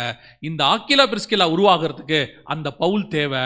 அந்த பவுல் அவங்க வீட்டில் போய் தங்கி இருந்தாதான் இந்த ப்ராசஸ் நடக்கும். நான் சொல்றது புரியுதா? பவுல் அவங்க வீட்டுக்கு போனதான் ஆக்கிலா பிரிஸ்கில்லா உருவாகுவாங்க. ஆக்கிலா பிரிஸ்கில்லா உருவானதான் அப்பல்லோ உருவாகுவான். அப்பல்லோ உருவானதான் பவுலுடைய அடுத்த கட்ட ஊழியம் நடக்கும். இங்க எப்படி இருக்கு பாருங்க காட்ஸ் பிளான். அதே மாதிரி தான் கர்த்தர் பல இடங்களிலே உங்களை கொண்டு போய் வச்சிருக்கிறார். நீங்கள் அடுத்த கட்டம் உங்க ஊழியம் என்னவா இருக்கு தெரியுமா? ஆவிக்குரிய வாழ்க்கை அநேகருக்கு ஆசீர்வாதமான சந்ததியை உங்களை மாற்றுவார், உங்களை கொண்டு போவார். இப்போ உங்ககிட்ட என்ன இருக்கும் தெரியுமா? மாம்சம் இருக்காது. என்ன இருக்காது? மாம்சம் இருக்காது. ஒரு காலகட்டம் மாம்சத்துக்குரிய தேவைக்காக நம்ம கஷ்டப்பட்டது உண்மை, ஆண்டவர்கிட்ட கேட்டது உண்மை. சபைக்கு வரும்போது நம்முடைய ஜெப விண்ணப்பம் பூமிக்குரியதா இருந்துச்சு. ஆண்டவரே அதை கொடுங்க, இதை கொடுங்க, இப்படிதான் இருந்தோம். ஒரு இடத்துல கர்த்தர் எல்லாத்தையும் கொடுத்துட்டாரு. இனி நம்முடைய தேவை பூமிக்குரியதா இருக்காது, மாவும் எண்ணெயும் குறைவுபடாதபடி கர்த்தருடைய வார்த்தையும் அபிஷேகமும் நிறைவாயிருக்கும். எப்படி இருக்கும் தெரியுமா? குறைவுபடாதபடி. 3.5 வருஷம் பஞ்சம் எங்க இருக்கு? தேசம் முழுக்க இருக்கு. ஆனா இவங்க வீட்டுக்குள்ள மாவும் எண்ணெயும் குறைவுபடவில்லை. அல்லேலூயா. ஆமோஸ் புஸ்தகம் 8ஆம் அதிகாரம் 11வது வசனம் வாசி. இதோ நான் தேசத்தின் மேல் பஞ்சத்தை அனுப்பும் நாட்கள் வரும். ஆகார குறைவினால் உண்டாகிய பஞ்சமல்ல, ஜலக்குறைவினால் உண்டாகிய தாகமும் அல்ல, கர்த்தருடைய வசனம் கேட்க கிடையாத பஞ்சத்தை அனுப்புவேன் என்று கர்த்தராகிய ஆண்டவர் சொல்லுகிறார். அதுதான் அந்த காலத்துல இருந்த பஞ்சம். கர்த்தருடைய வசனம் இல்லை இஸ்ரவேல்ல. எலியா சொல்றாரு, நான் ஒருவன் மாத்திரம் மீந்து இருக்கிறேன், எல்லாரும் போயிட்டாங்க, எல்லாம் முடிஞ்சிருச்சு. கர்த்தர் சொல்றாரு, நேரம் சாரிபாத் விதவின் வீட்டுக்கு போ. எதுக்கு ஆண்டவரே? அங்க நீ போ, நீ உள்ள போயிட்டினா மாவும் எண்ணெயும் அந்த வீட்டுக்குள்ள இருக்கும், அது குறைவுபடாதாக இருக்கும். பஞ்சம் உள்ள காலத்தில் ஆனா அந்த வீட்டுக்குள்ள மட்டும் மாவும் எண்ணெயும் குறைவுபடாது. இப்போ உங்களுக்கு நாங்கள் சொல்லுகிறோம், இன்னைக்கு உலகம் வசன பஞ்சத்துக்குள் நுழைஞ்சிருக்கிறது. சபைகள் எதில் நுழைஞ்சிருக்குது? வசன பஞ்சம். எனக்கு ரொம்ப துக்கமான விஷயம் என்னன்னு கேட்டீங்கன்னா, ஒரு காலத்தில் கேட்டுக்கிட்டு இருந்தாங்க, ஒரு டாக்டரை பற்றி சொன்னால் நல்ல டாக்டரா அப்படின்னு கேட்பாங்க. அப்படி தானே கேட்பாங்க? ஒரு நல்ல டாக்டர் இருந்தால் சொல்லுங்கள். பிள்ளைய ஸ்கூலில் சேர்க்கும் போது ஒரு நல்ல ஸ்கூல் இருந்தால் சொல்லுங்கள். டியூஷனுக்கு அனுப்பும் போது ஒரு நல்ல டியூஷனாக இருந்தால் சொல்லுங்கள் அப்படிம்பாங்க. இப்போ ரொம்ப மோசமான ஒன்று சொல்கிறாங்க, நல்ல சபை இருந்தால் சொல்லுங்கள். சபை என்பது உலகத்திலேருந்து வேறு பிரிச்ச உள்ள ஒரு நல்ல இடம். அப்படி தான் இருந்துச்சு. கர்த்தர் அப்படி தான் சபையை உண்டாக்குனார். ஆனால் இன்னைக்கு சபையிலேயே என்ன வந்துருச்சு? நல்ல சபை, கெட்ட சபைன்னு வந்துருச்சு. கர்த்தர் உண்டாக்கும் போது நாட்டு மிருகம் காட்டு மிருகம் உண்டாக்குனாரு, ஆனால் எல்லாம் நல்லது என்று கண்டார். ஆனால் நோவாவுடைய பேழைக்குள்ளே போகும்பொழுது சுத்தமானது அசுத்தமானதுன்னு உள்ள போகுது. கர்த்தர் உண்டாக்கும் போது எல்லாமே என்னது தான்? நல்லது தான். ஆனால் ஒரு 2000 வருஷத்துக்குள்ள சுத்தம் அசுத்தமாய் மாறிடுச்சு. அதே மாதிரி தான் கர்த்தர் சபையை உண்டாக்கும் போது சபை எல்லாமே நல்ல சபை தான். சபை எல்லாமே நல்ல சபை தான். ஆனால் இந்த 2000 வருஷத்துல சுத்தமான சபை அசுத்தமான சபைன்னு மாறிடுச்சு. அதனால தான் நம்ம என்ன கேட்குறோம்? நல்ல சபை இருந்தால் சொல்லுங்க, சத்தியம் உள்ள சபையா சொல்லுங்க. கிடைக்கிறது கஷ்டமா இருக்கு, கிடைக்கிறது கஷ்டமா இருக்குது. அது பஞ்சம், வசனம் பஞ்சம். கர்த்தர் சொல்றாரு, அந்த வீட்டுக்குள்ள போ, அந்த சபைக்கு போ, அந்த சபைக்கு தேவையான வார்த்தை, அந்த வீட்டுக்கு தேவையான வசனம், அந்த வார்த்தைக்கு தேவையான அபிஷேகம் எல்லாம் அங்கே இருக்கும். அது குறைவுபடாதபடி அதற்கு உங்களை கர்த்தர் எடுத்து பயன்படுத்துவார்.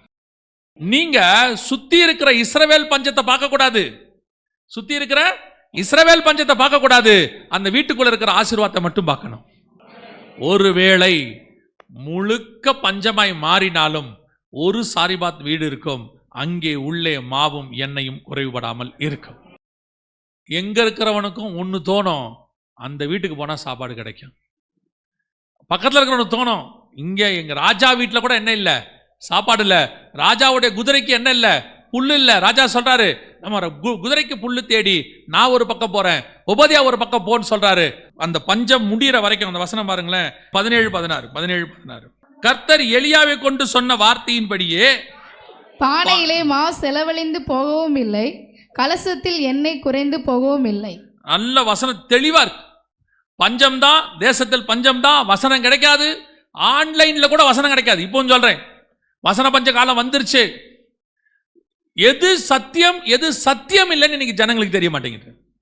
எது வேத வசனம் எது வேத வசனத்துக்கு புறம்பா இருக்குன்னு கூட தெரிய மாட்டேங்குது. ஏன்னா அந்த அளவுக்கு நூதனமா பிசாசு பேசிக்கிட்டு இருக்கிறான். இப்ப அப்படியே அவனுடையதான உபதேசத்தை நம்ம பைபிள் வசனத்தோடு சேர்ந்து மொழிகி மொத்தமா தரோம்.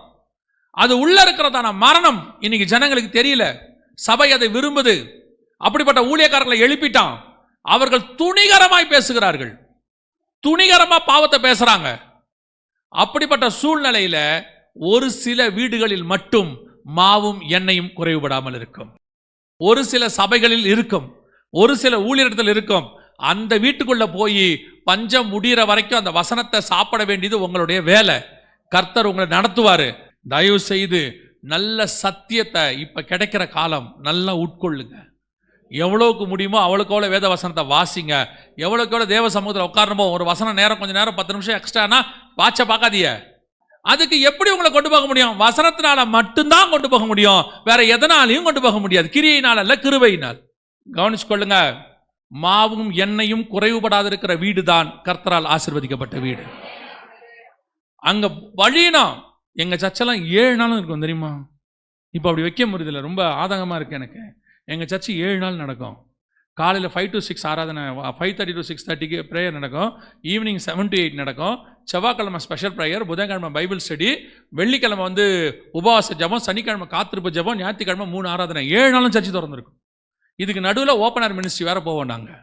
7 நாளும் சர்ச்சு இருந்துச்சு. இன்னைக்கு அதான் காலேஜ் படிக்கும்போது நான் சொல்கிறேன், உடனே நீங்கள் நினைக்காதீங்க ஓ இவர் எதுவும் வேலை வெட்டி இல்லாமல் போயிட்டார் போல சர்ச்சுக்குன்னு. காலேஜ் படிக்கும்போது விட்டுட்டு வருவாங்க சகோதரிகள்லாம். 6 மணிக்கு வேலையை முடிச்சுட்டு ஹேண்ட்பேக்கோட ஓடி வருவாங்க ப்ரேயருக்கு 7க்கு. அன்னைக்கு அந்த வாஞ்சை அந்த சபையிலிருந்து கிட்டத்தட்ட குறைஞ்சபட்சம் 50லேருந்து 100 ஊழியக்காரன் உருவாகிருக்கிறான். நீங்கள் வசனத்துக்கு தாகம் உள்ளவர்களாக இருக்கணும். நீங்கள் வசனம் இருக்கிற இடத்துக்கு தான் போகணும். வசனம் நல்லா கிடைக்குதா, எவ்வளோ கிடைச்சாலும் உட்கொள்ளுங்க. கவனிச்சு கொள்ளுங்க. ஒரு பஞ்ச காலம் ஒன்று உருவாகி இருக்கிறது, இன்னும் உருவாக போகிறது. ஆன்லைன்லையும் செய்தி கேட்க முடியாத காலம் ஒன்று வருகிறது. மிக மோசமான காலம். நீங்கள் வெளியவே வர முடியாது, பகலில் வெளியும் வர முடியாது, உங்களுடைய நெட்டும் வேலை செய்யாது. அது நடக்குமானா அதுக்கான வேலையெல்லாம் முடிஞ்சிருச்சு. நம் காலத்தில் அது நடக்கும். நீங்கள் இப்போ ஆன்லைன் முழுக்க உங்களுடைய டிபெண்டன்சி எது மேலே இருக்குது? ஆன்லைன் மேலே இருக்குது. ஆன்லைனே கிடைக்காது கொஞ்சம் நாளைக்கு. மேபி 72 hours, மேபி 60 hours, அல்லது ஒரு வாரம் 10 நாள். அந்த நாளில் என்ன பண்ணுவீங்கன்னு பாருங்கள். உலகமே ஸ்தம்பிக்க போகுது. ஆண்டவர் சொன்ன அந்த காலம் வருது. தயவு செய்து இப்பவும் சொல்கிறேன், உங்களுக்கு கொடுக்கப்படுகிற காலத்தை பிரயோஜனப்படுத்தி கொள்ளுங்கள். இயேசு சொல்கிறாரு, இப்பயே நீங்கள் பிரயோஜனப்படுத்தாவிட்டால் ஒருவரும் கிரியை செய்ய முடியாத காலம் ஒன்று, ராக்காலம் ஒன்று வருகிறது. அப்பொழுது என்ன செய்வீர்கள்? எல்லாம் தெரியும், ஆனால் கேட்க மாட்டேங்கிறீங்க. தயவு செய்து உங்கள் பிள்ளைகளுக்கும் சொல்லிக் கொடுங்க. டெய்லி உட்காந்து ஒரு அரை மணி நேரமாவது வீட்டில் என்ன செய்யுங்க, வசனம் வாசிங்க, ஜெபம் பண்ணுங்க, ஒரு ஃபேமிலி ப்ரேயர் ஆரம்பிங்க, குடும்பத்தோடு உட்காருங்க. நாங்கள் ரொம்ப பிஸி, சம்பாதிக்கிறோம், பிள்ளைகளுக்கு சம்பாதிக்கிறோம், பேர பிள்ளைகளுக்கு சம்பாதிக்கிறோம். நாளைக்கு உங்கள் பேர பிள்ளைகளுக்கு எதையும் அனுபவிக்க முடியாத சூழ்நிலை ஒன்று வரும்.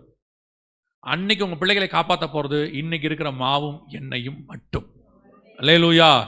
சரி, இதுக்கு அடுத்து எலியா அங்கிருந்து டிராவல் பண்ணி எங்க போனார் பாருங்க, வாசிங்க. 1 ராஜாக்களின் புஸ்தகம் 19ஆம் அதிகாரம் 4-5 வாசி. அவன் வனாந்திரத்தில் ஒரு நாள் பிரயாணம் போய் ஒரு சூரை செடியின் கீழ் உட்கார்ந்து தான் சாக வேண்டும் என்று கோரி, போதும் கர்த்தாவே, என் ஆத்துமாவை எடுத்துக்கொள்ளும், நான் என் பிதாக்களை பார்க்கிலும் நல்லவன் அல்ல என்று சொல்லி ஒரு சூரை செடியின் கீழ் படுத்துக்கொண்டு நித்திரை பண்ணினான். இது 3வது இடம். அங்கிருந்து புறப்பட்டாச்சு. கர்த்தர் தான் சொன்னார், இங்கிருந்து புறப்படுனார். அவர் ஆண்டவர் சொல்ற வார்த்தையை பாருங்க.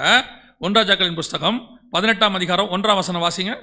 அநேக நாள் சென்று 3ஆம் வருஷமாகையில் கர்த்தருடைய வார்த்தை எலியாவுக்கு உண்டாகி, நீ போய் ஆகாபுக்கு உன்னை காண்பி. அவர் தான் சொன்னார், இங்க போதும், இந்த வீட்டில் சாப்பிட்டது போதும், 3 வருஷம் எல்லாம் முடிச்சாச்சு, நல்ல ஒரு பீஸ்ஃபுல்லாக ஒரு அமைப்பு வந்துருச்சு.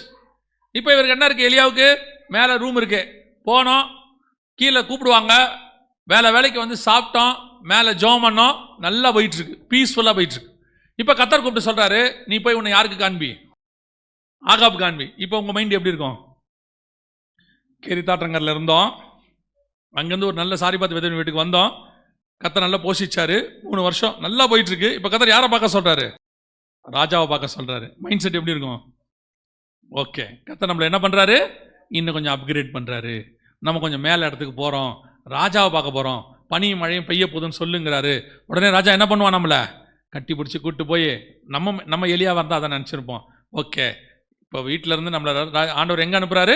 அரண்மனைக்கு அனுப்புகிறாரு. அப்படின்னா முடிவு என்னவா இருக்குன்னு கேட்டிங்கன்னா, நீங்கள் வாசிய வசனம் 1 ராஜாக்கள் 19:4-5 சொல்லுது, அவன் அங்கிருந்து வனாந்தரத்துக்கு பிரயாணம் பண்ணி ஒரு சூறை செடியின் கீழ் போய் படுத்து, போதும் கர்த்தாவே, நான் சாகுறேன் என்றார். இது என்ன?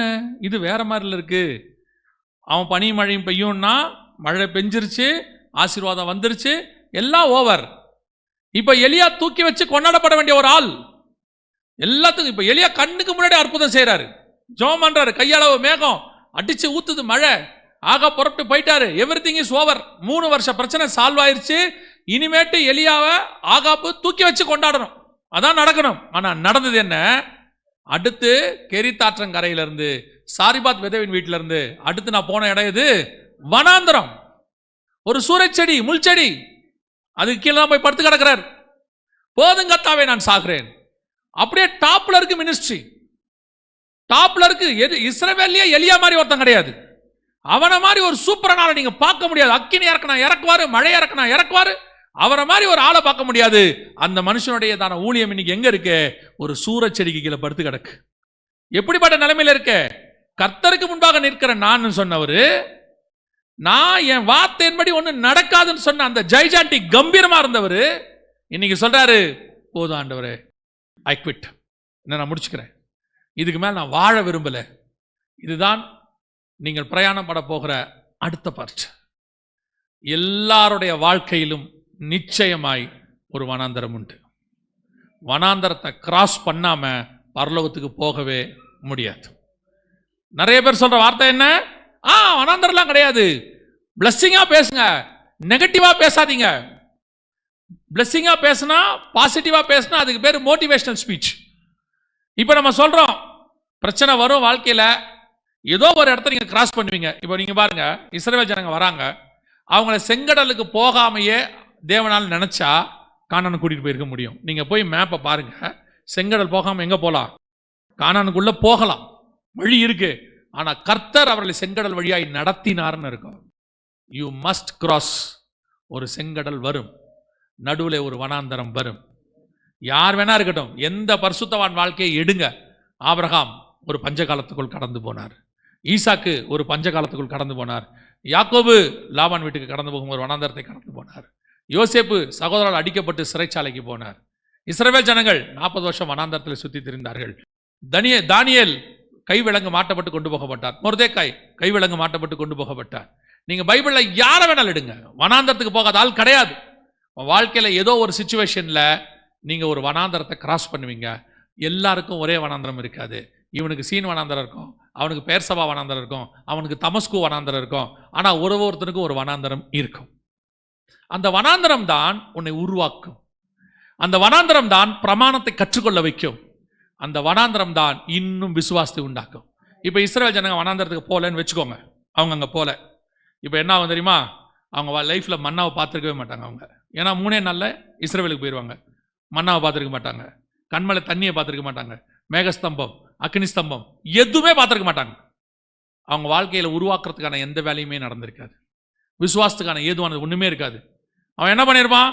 எகிப்தை கொள்ளையிட்டான், நேராக கானானுக்கு போயிட்டான். அவனுக்கு ஒன்றுமே தெரியாது. இவ்வளோ தூரம் நடத்தி கொண்டு வந்தவனே முறுமுறுத்தானே, ஒன்றுமே இல்லாமல் கூட்டு போய் விட்டு தான் என்ன இருக்கும்? வனாந்திரம் எப்பவுமே என்ன செய்யும்? உங்களை உருவாக்கும். அதனால தான் அவர் சொல்லுவார், நான் உபத்திரவப்பட்டது நல்லது, அதனாலே உமது பிரமாணங்களை ஒவ்வொரு சூழ்நிலையை கிராஸ் பண்ணி வரும்போதும் ஒரு பாடம் உங்களுக்கு கிடைக்கும். அந்த பாடம் உங்களுக்குரியது மட்டுமல்ல, உங்கள் சந்ததிக்குரியது, அடுத்த தலைமுறைக்குரியது. சில நேரங்களில் உங்களை கத்தர், நீங்கள் ஆண்டவரை ஏற்றுக்கொண்டிருப்பீங்க. நான் ஒரு சாட்சி கேட்டேன். ஒரு சகோதரி ஆண்டவர் நல்லா ஏற்றுக்கிட்டாங்க, நல்ல விசுவாச வாழ்க்கையில் இருக்கிறாங்க, குழந்தையே இல்லை, அவங்களுக்கு குழந்தையே இல்லை. அவங்களும் ஜெபம் பண்ணுறாங்க, அழுகுறாங்க, கதறாங்க, குழந்தையே இல்லை, ஏனும் தெரியல. அந்த இடத்துக்கு அந்த சகோதரிகிட்ட இன்னொரு சகோதரி வராங்க. அவங்க வந்து சொல்கிறாங்க, நான் கல்யாணம் ஆகி 10 வருஷம் ஆச்சு, எனக்கு குழந்தை இல்லை, எங்கள் மாமியாரெல்லாம் என்னை குடும்பப்படுத்துகிறாங்க, நான் சூசைட் பண்ணிக்கலான்னு போகிறேன். அந்த சகோதரியோட பெயின் என்னன்னு இந்த சகோதரிக்கு தான் தெரியும். இவர்கள் அவர்களுக்கு ஆலோசனை கொடுக்குறாங்க. இவங்களுக்கு ஒரு குழந்தை பிறக்குது. இப்போ இவங்க அவங்களுக்கு சொல்கிறாங்க, எனக்கு குழந்தை கொடுத்த தேவன் உனக்கும் கொடுப்பார். இவங்க அவங்களுக்கு பாடமாய் மாறிட்டாங்க. இது மாதிரி எல்லாருடைய வாழ்க்கையில் இருக்கும். உங்களை நடத்துறதுக்கு பின்னாடி கர்த்தர் உங்களை மட்டும் வனாந்தரத்துக்கு நடத்தலை, ஒரு சந்ததியை காப்பாற்றுவதற்காக உன்னை நடத்துகிறார். நீங்கள் ஒரு சந்ததிக்கு அடையாளம், ஒரு முன் உதாரணம். அதுக்கு தான் கர்த்தர் நடத்துகிறார். இப்போ யோசிச்சு பாருங்க, இஸ்ரவேல் ஜனங்கள் வனாந்தரத்துக்கு போனாங்க. அதுக்கப்புறம் 4000 வருஷமா அதை நம்ம படிச்சுக்கிட்டே இருக்கிறோம். நம்ம கடந்து போகும்போது அதை படிக்கிறோம், பாடலாக பாடுறோம், விசுவாசத்தில் வளர்றோம். கர்த்தர் நம்மை காப்பாற்றுகிறார் அந்த விசுவாசத்துக்கு ஏதுவாக. அல்லேலூயா. அப்போ நீங்கள் கடந்து போக வேண்டிய இடம் எங்கே வரும்? வனாந்தரம் ஒன்று வரும். எல்லா காலத்திலும் வரும். ஒரு வனாந்தரம் இருக்க தான் செய்யும். அப்போ நல்லா தெரிஞ்சுக்கொள்ளுங்க, உலகத்தில் உங்களுக்கு உபத்திரவம் உண்டு. நீங்கள் சில சூழ்நிலைகளை அதை கடந்து போக வேண்டி இருக்கும்.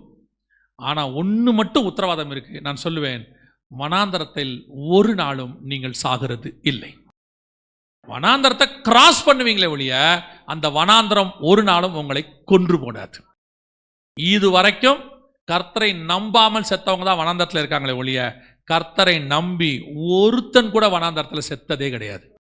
எனக்கு ஆண்டவர் சொல்லி கொடுத்தார், ஒரு பிரச்சனை வரும்போது, ரொம்ப சீரியஸ் பிரச்சனை, நானும் இதே வார்த்தையை கர்த்தர்கிட்ட சொல்லியிருக்கிறேன், போதும் கர்த்தாவே நான் சாகிறேன். இதே மாதிரி சொல்லியிருக்கேன், இல்லை ஆண்டவரை நான் உயிரோடு இருக்க விரும்பலை. இதே சூழ்நிலை வரும்போது ஆண்டவர் என்கிட்ட சொன்னது, இஸ்மவேல் என்கிறதான ஒரு வாலிபன் வனாந்தரத்துக்கு அவங்க அம்மா தூக்கிட்டு போகிறாங்க. அவங்க கூட்டிகிட்டு போகும்போது அந்த பையனுக்கு ஒரு 16 20 வயசு இருக்கும். யாருக்கு? அந்த இஸ்மவேலுக்கு. அந்த பையனை கூட்டிகிட்டு போகிறாங்க. தாகம், தண்ணி, சூரச்செடிக்கையில் படுக்கிறான். இதே எலியா படுத்த அதே இடம் தான் அவனும். பேர்சபா வனாந்தரம், ஒரு சூரச்செடிக்கையில் தான் போட்டாங்க அவங்க அம்மா அவனை. ஆனால் அந்த மனுஷனை சாக விடாமல் கர்த்தர் ஒரு நீரூற்றை கொண்டு வந்து அவனை போஷிக்க வல்லமை உள்ளவராக இருந்தார். ஆனால் அந்த இஸ்மவேல் யார் தெரியுமா? துஷ்ட மனுஷன் பைபிள் சொல்லுது. உனக்கு ஒரு குமாரனை தருவேன், அவனுக்கு இஸ்மவேல் என்று பெயரிடுவாயாக, அவன் துஷ்ட மனுஷனாக இருப்பான். ஒரு துஷ்ட மனுஷன், அவனுடைய சத்தம், அவனுடைய தான் அழுகை, அதற்கே தேவன் செவிசாய்த்து வனாந்தரத்தில் அவனுக்கு தண்ணி தருவதற்கு வல்லமை உள்ளவராய் இருப்பாரானால், அவருடைய இரத்தத்தில் மீட்கப்பட்ட நீதிமான்களாகிய உங்களையும் என்னையும் ஒரு நாளும் வனாந்தரத்தில் கர்த்தர் சாக விடவே மாட்டார். ஒரு நாளும் விட மாட்டார். நீங்க விசுவாசமா இருங்க. ஆனா வனாந்தரம் வரும், வராம இருக்கவே இருக்காது. Without pain no gain. ஆனா இந்த மாதிரி பிரசங்கம் பண்றான்ல ஒரு குரூப், அதெல்லாம் கவலைப்படாதீங்க, வனாந்தரமே இல்லை, கஷ்டமே இல்லை, கண்ணீரே இல்லை. அவன் லைஃப்லலாம் இருக்கு, அவன் லைஃப்லலாம் இருக்கு. ஆனா மறைச்சிக்கிட்டு உங்களை ஏமாத்துறான், மறைச்சிட்டு ஏமாத்துறான். கவனிச்சு கொள்ளுங்கள், நாம் கடந்து போகிற பாதைகளிலே சில நேரங்களிலே மிருகங்கள் வரும். இயேசு காட்டு மிருகத்தோடு கூட சஞ்சரித்தார். சில வனாந்தரம் வரும், சில முட்செடிகள் வரும். ஆனால் கர்த்தர் எப்படி போஷிப்பார் தெரியுமா? வாசிங்க 1 ராஜாக்களின் புஸ்தகம் 19ஆம் அதிகாரம் 5வது வசனம் வாசிங்க. ஒரு சூரை செடியின் கீழ் படுத்துக்கொண்டு நித்திரை பண்ணினான். அப்பொழுது ஒரு தூதன் அவனை தட்டி எழுப்பி, எழுந்திருந்து போஜனம் பண்ணு என்றான். அவன் விழித்து பார்க்கிற போது இதோ தழலில் சுடப்பட்ட அடையும் ஒரு பாத்திரத்தில் தண்ணீரும் அவன் தலைமாட்டில் இருந்தது. அப்பொழுது அவன் புசித்து குடித்து திரும்ப படுத்து கொண்டான். இப்போ சாரிபாத் விதவின் வீடும் இல்லை, ஊருக்குள்ள போகவே முடியாது.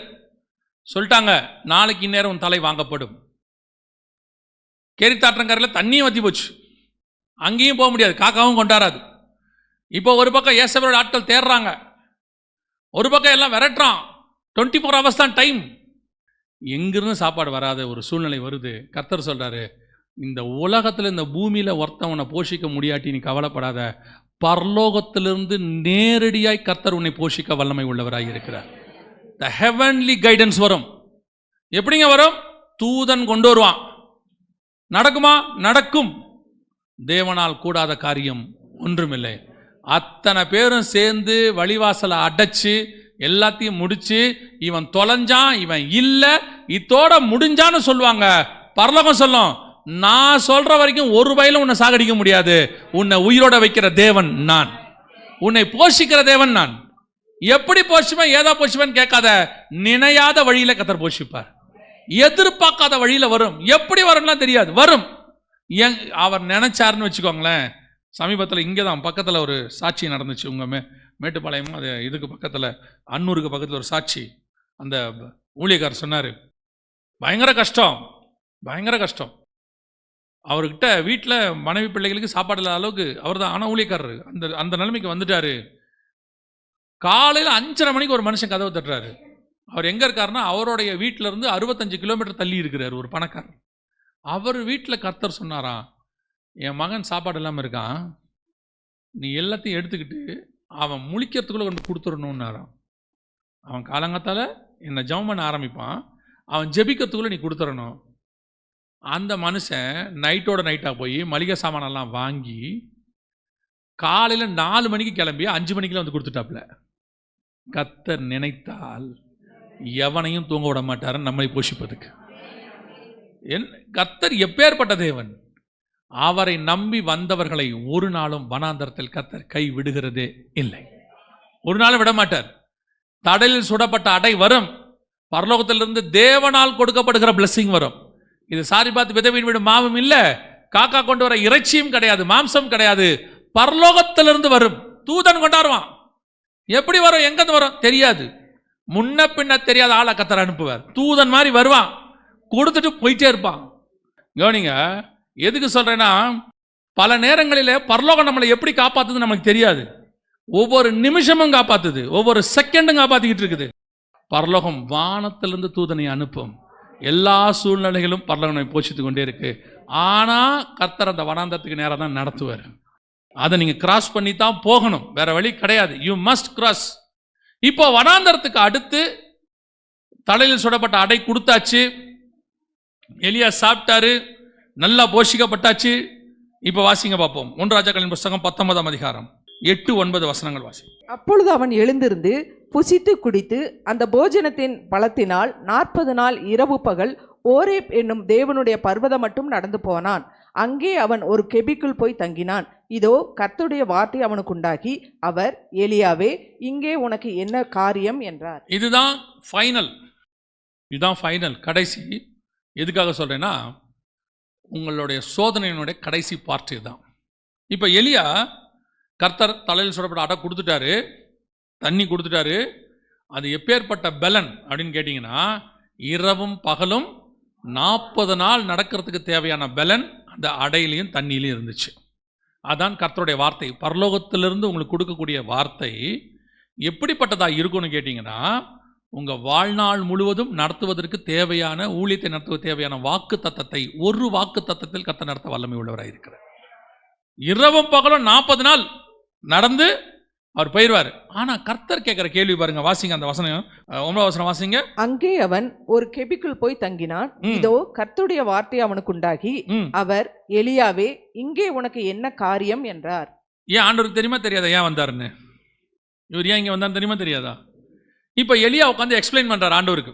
என்ன எக்ஸ்பிளைன் தெரியுமா? ஆண்டவரே, நான் ஒருத்தன் தான் மிச்சம், எல்லாரையும் போட்டு தள்ளிட்டாங்க, எல்லாரும் செத்துட்டாங்க, நான் மட்டும் மிச்சம். இவ்வளோ சொல்லி முடிச்ச உடனே அடுத்து வாசிங்க, 13 வாசிங்க. அப்பொழுது இதோ எலியாவே, இங்கே உனக்கு என்ன காரியம் என்கிற சத்தம் அவனுக்கு உண்டாயிற்று. திருப்பி the same question. இங்க என்ன பண்ணிட்டு இருக்கிற அப்படின்னு கேட்கிறாரு.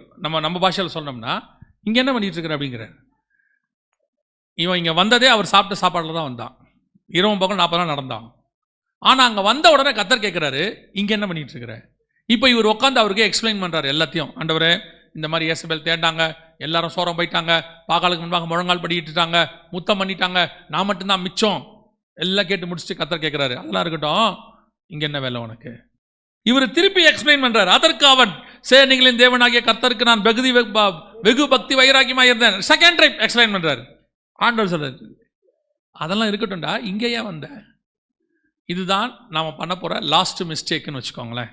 என்ன அப்படின்னா, ஒரு சூழ்நிலையெல்லாம் கடந்து வந்து பிரச்சனையெல்லாம் மாறி கர்த்தர் வாக்குத்தத்தம் பண்ணி நாம நல்ல ஒரு இடத்துக்கு வரும்போது நமக்கு ஒன்று தோணும். என்ன தோணும் தெரியுமா? கெபிக்குள்ள போய் தங்கிடலான்னு தோணும். என்ன தோணும்? எலியாவுக்கு இந்த ஐடியா ஏன் வச்சு தெரியுமா? கெபிக்குள்ள தங்கலான்ட்டு. நடுவில் இவர் என்ன பண்ணாரு? ஒபதியான்னு ஒருத்தனை மீட் பண்ணாரு. ஒபதியா யாருன்னு கேட்டிங்கன்னா, தேவ மனுஷன், நீதிமான், பரிசுத்தவான்களை போஷிக்கிறவன், சாப்பாடு தண்ணி கொடுக்குறவன், 100 பேரை காப்பாற்றுறான்.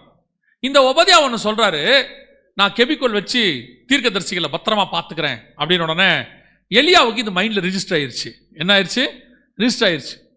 இப்போ ஆண்டவரோட வாக்குத்தத்தம் கொடுக்குறாரு, எழுந்து நட, நீ பண்ண வேண்டிய தூரம் வெகு அதிகம்னு. எலியா சாப்பிட்டுட்டு கெபியை யோசிக்க ஆரம்பிச்சிட்டாரு. நம்ம எங்க போயிடுவோம்? கெபிக்கு போயிடுவோம். அங்கதான் தீர்க்கதரிசிகள் எப்படி இருக்கிறாங்க? சேஃபா இருக்காங்க, ஒரு சேஃப் ஜோனுக்குள்ள போயிடலாம் அப்படின்னு அவர் எங்க புறப்பட்டு போறாரு? கெபிக்கு போறாரு. கர்த்தர் கேட்கிறாரு. அவர் போன இடம் தேவ பர்வதம். எங்க இருக்கு தெரியுமா? அது எகிப்துல இருக்கு. மோசே முச்செடியை பார்த்தார்ல, அந்த இடம். இப்ப நம்ம படிக்கும்போது அது எப்படி இருக்கு தெரியுமா? அவன் அந்த போஜனத்தின் பலத்தினால் 40 நாள் இரவும் பகலும் ஓரேப் என்னும் தேவ பர்வதம் மட்டும் நடந்து போனான். அதுக்கு பேரே காட்ஸ் மவுண்டன். அங்க மோசே பார்த்திருக்காரு, முச்செடி பார்த்திருக்காரு, கர்த்தர் பேசியிருக்காரு, பயங்கர ஸ்பிரிச்சுவல் பிளேஸ். நான் அங்க போயிடுறேன். அங்க போயிட்டா சேஃப். கெபிக்குள்ள தங்கிட்டோம்னா சாப்பாட்டு தண்ணி எல்லாம் பார்த்துப்பாங்க, ஒரு ப்ராப்ளம் இருக்காது. வந்து சேர்ந்த பிறகு கர்த்தர் கேட்கிறாரு, உனக்கு இங்க என்ன வேலை? இல்ல ஆண்டவரே, இந்த மாதிரி நான், உனக்கு இங்க என்ன வேலை? இப்ப கர்த்தர் சொல்றாரு, 15வது வசனம் வாசிங்க. அப்பொழுது கர்த்தர் அவனை பார்த்து, நீ தமஸ்குவின் வழியாய் வனாந்தரத்திற்கு திரும்பி போய். தமஸ்குவின் வழியாய் வனாந்தரத்திற்கு திரும்பி. தமஸ்கு எங்க இருக்கு தெரியுமா? கவனிங்க, இது அவர் இருந்த பெயர்சபா வனாந்தரம். இதோட கீழே தான் என்ன இருக்கு? ஓரே பர்வதம் இருக்கு. தமஸ்கு எங்க இருக்கு தெரியுமா? மேல சிரியால இருக்கு. எங்க? இஸ்ரவேலுக்கு மேல சிரியால இருக்கு, கலிலேயாவுக்கு மேல இருக்கு. இப்போ இவர் 40 நாள் இரவும் பகலும் எதில் நடந்திருக்கிறாரு? கீழே. Wrong direction. ஆனா எந்த பலத்தில் நடந்திருக்கிறாரு? கர்த்தர் கொடுத்த சாப்பாட்டின் பலன், கர்த்தர் கொடுத்த வாக்கு தத்தம், கர்த்தர் கொடுத்த ஆசீர்வாதம், இதை வச்சுக்கிட்டு he walked in the wrong direction. இதுதான் ஃபைனலா நம்ம பண்ற தப்பு. ஒரு காலகட்டம் நாம் எங்க வந்தோம்? கேரித்தாற்றங்கரைக்கு வந்தோம், சபைக்கு வந்தோம், நல்ல கர்த்தர் போஷிச்சாரு. அதுக்கப்புறம் நம்மளை கொண்டு போய் அநேகருக்கு மாவு எண்ணெய் கொடுக்குறவங்களா மாத்தினாரு, ஒரு வனாந்தரத்துக்கு நேரம் நடத்தினாரு, அங்கிருந்து ஜீவனோட காப்பாத்துறாரு, எல்லாம் நடக்குது. ஆனா இப்போ ஆசீர்வாதம் வந்துருச்சு, நல்ல பலன் வந்துருச்சு. இப்போ சாப்பாட்டு பிரச்சனையே இல்லை, 40 நாளைக்கு பிரச்சனை இருக்காது. ஏன்னா அந்த அளவு கர்த்தர் 40 டேஸ்க்கு தேவையானது கொடுத்துட்டாரு. வாழ்நாளைக்கெல்லாம் தேவையான ஆசீர்வாதம் இருக்கு. இப்போ யோசிச்சு பாருங்க, நிறைய பேர்கிட்ட வீடு இருக்கு, ஓர் அளவுக்கு சாகிற வரைக்கும் தேவையான அளவுக்கு வசதி இருக்கு, பிள்ளைகளுக்கு கொடுக்குற அளவுக்கு கூட இருக்கு. இப்போ அவங்களுக்கு இந்த சாப்பாட்டு பிரச்சனையோ எதுவுமே கிடையாது. But they are walking in the wrong direction. இப்போ அவங்க போயிட்டு இருக்கிற பாதை எங்க? Safe zone. எப்படி போயிட்டு இருக்கிறாங்க? கர்த்தர் போஷிச்சாரு. ஒரு நாள் கஷ்டப்பட்டோம், உண்மை. ஒரு நாள் வனாந்தரத்தில் இருந்தோம், உண்மை. சாவுக்கு எதுவாய் நடந்தோம், உண்மை. கர்த்தர் எங்களை ஆசீர்வதிச்சார், உண்மை. ஆனா இப்ப எங்க போயிட்டு இருக்கிறீங்க? இப்ப நீங்க போக வேண்டிய டைரக்ஷன் எங்க தெரியுமா? நீங்க போக வேண்டிய டைரக்ஷன் மேகத்தில் ஏறி பரலோகத்துக்கு போக வேண்டிய டைரக்ஷன். நீங்க போயிட்டு இருக்கிற டைரக்ஷன் எகிப்தில் இருக்கிற தேவ பருவத்துக்கு போயிட்டு இருக்கிறீங்க. கர்த்தர் சொல்றாரு, you are walking in the wrong direction. நம்ம என்ன நினைக்கிறோம், ஒரு பீரியடுக்கு அப்புறம் 50 ஆயிடுச்சு 60 ஆயிடுச்சு, அல்லது ஒரு பிரச்சனை வந்து ஒரு ஆசீர்வாதம் வந்த பிறகு இனிமேட்டு இந்த பிரச்சனை வந்தா நாம தப்பிக்கணும், இப்பவே எல்லாத்தையும் என்ன பண்ணிக்கணும், சேவ் பண்ணிக்கணும். இனி இந்த பிரச்சனையை ஃபேஸ் பண்றதுக்கு தேவையான பலம் நமக்கு வந்துடணும். இதான் நம்ம நினைக்கிறோம். ஆனா கர்த்தர் சொல்றாரு, இன்னைக்கு மன்னா கொடுக்கிற நானு 40 வருஷமும் மன்னா கொடுப்பேன். ஒரு நாள் கூட நீ முன்னாடி எடுத்து வைக்க கூடாது.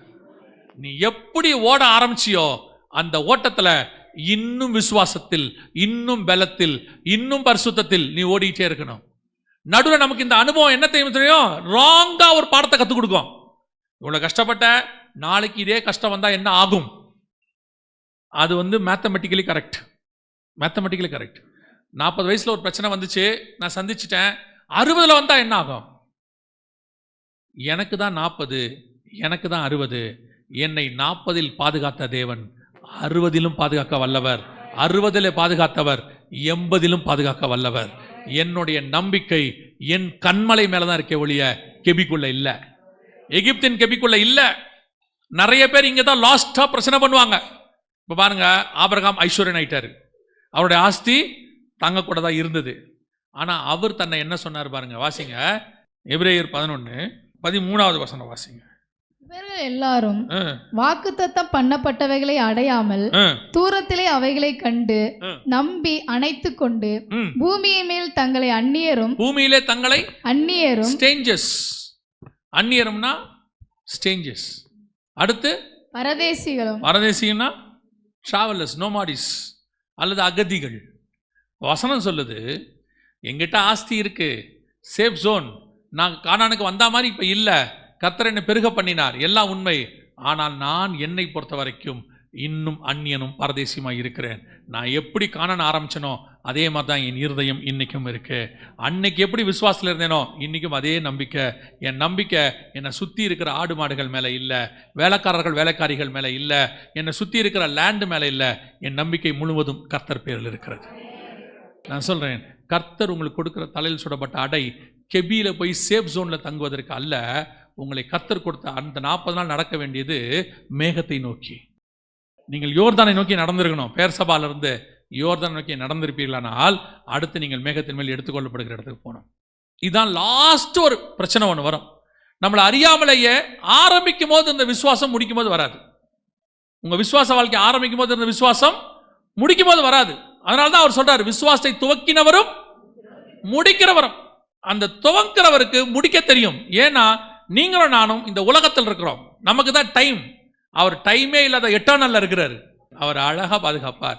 அவர் நினைச்சார்னா செத்து கொஞ்ச நேரமான அந்த எபிரேயன் மகளை உயிரோடு எழுப்புவார். அவர் நினைச்சார்னா செத்து 2 நாள் 1 நாள் ஆன நாயினூர் விதவியின் மகனை உயிரோடு எழுப்புவார். அவர் நினைச்சா செத்து 4 நாள் ஆன லாசரவையும் உயிரோடு கூட எழுப்புவார். அவர் நினைச்சார்னா உலர்ந்த எலும்புகளாய் போனவைகளை மீண்டும் உயிரோடு கூட எழுப்புவார். தேவனால் கூடாத காரியம் ஒன்றுமில்லை. உங்க விசுவாசத்தை துவக்கினவர் முடிக்க வல்லவர். பல நேரங்களில் நீங்க உங்க பெலன்ல ஓடணும்ட்டு கெபிக்குள்ள வந்துருவீங்க. நான் கெபிக்குள்ள வந்துட்டா ஏசபேல் கண்டுபிடிக்காது, கெபிக்குள்ள வந்துட்டா உபதியா போஷிப்பான், கெபிக்குள்ள வந்துட்டா சேஃபா இருப்போம். ஆண்டவர் சொல்வாரு, கேரித்தாற்றங்கரையில் காப்பாத்தின உன்னை காப்பாத்தின நான், சாரிபாத் விதவையின் வீட்டில் உன்னை காப்பாத்தின நான், சூறை செடிக்கு கீழே உன்னை காப்பாத்தின நான், மேகத்தில் கொண்டு போகிற வரைக்கும் காப்பாற்றுவேன். ஏன்னா உன்னை அழைத்தவர் உண்மை உள்ளவர், முடிவு பரியந்தம் நடத்த போதுமானவராக இருக்கிறார். அல்லேலூயா. உன்னை உருவாக்கினவர் கடைசி வரைக்கும் உன்னை நான் தான் நடத்தணுங்கிறதான அந்த வைராக்கியத்தில் இருக்கிறவர். தன்னுடைய மகிமையை ஒருவனுக்கும் கத்தர் கொடுக்க மாட்டார். அல்லேலூயா. இன்னைக்கு அதான் கத்தர் வாக்கு பண்ணுகிறார். உன்னை திஸ்பியனாகிய எலியா, கீலேயாத்தின் குடிகளிலே கண்டுபிடிச்ச எலியா மேகம் வரைக்கும் உங்களை நடத்த போதுமானவராக இருக்கிறார். எல்லா சூழ்நிலையிலும் போஷிப்பார்.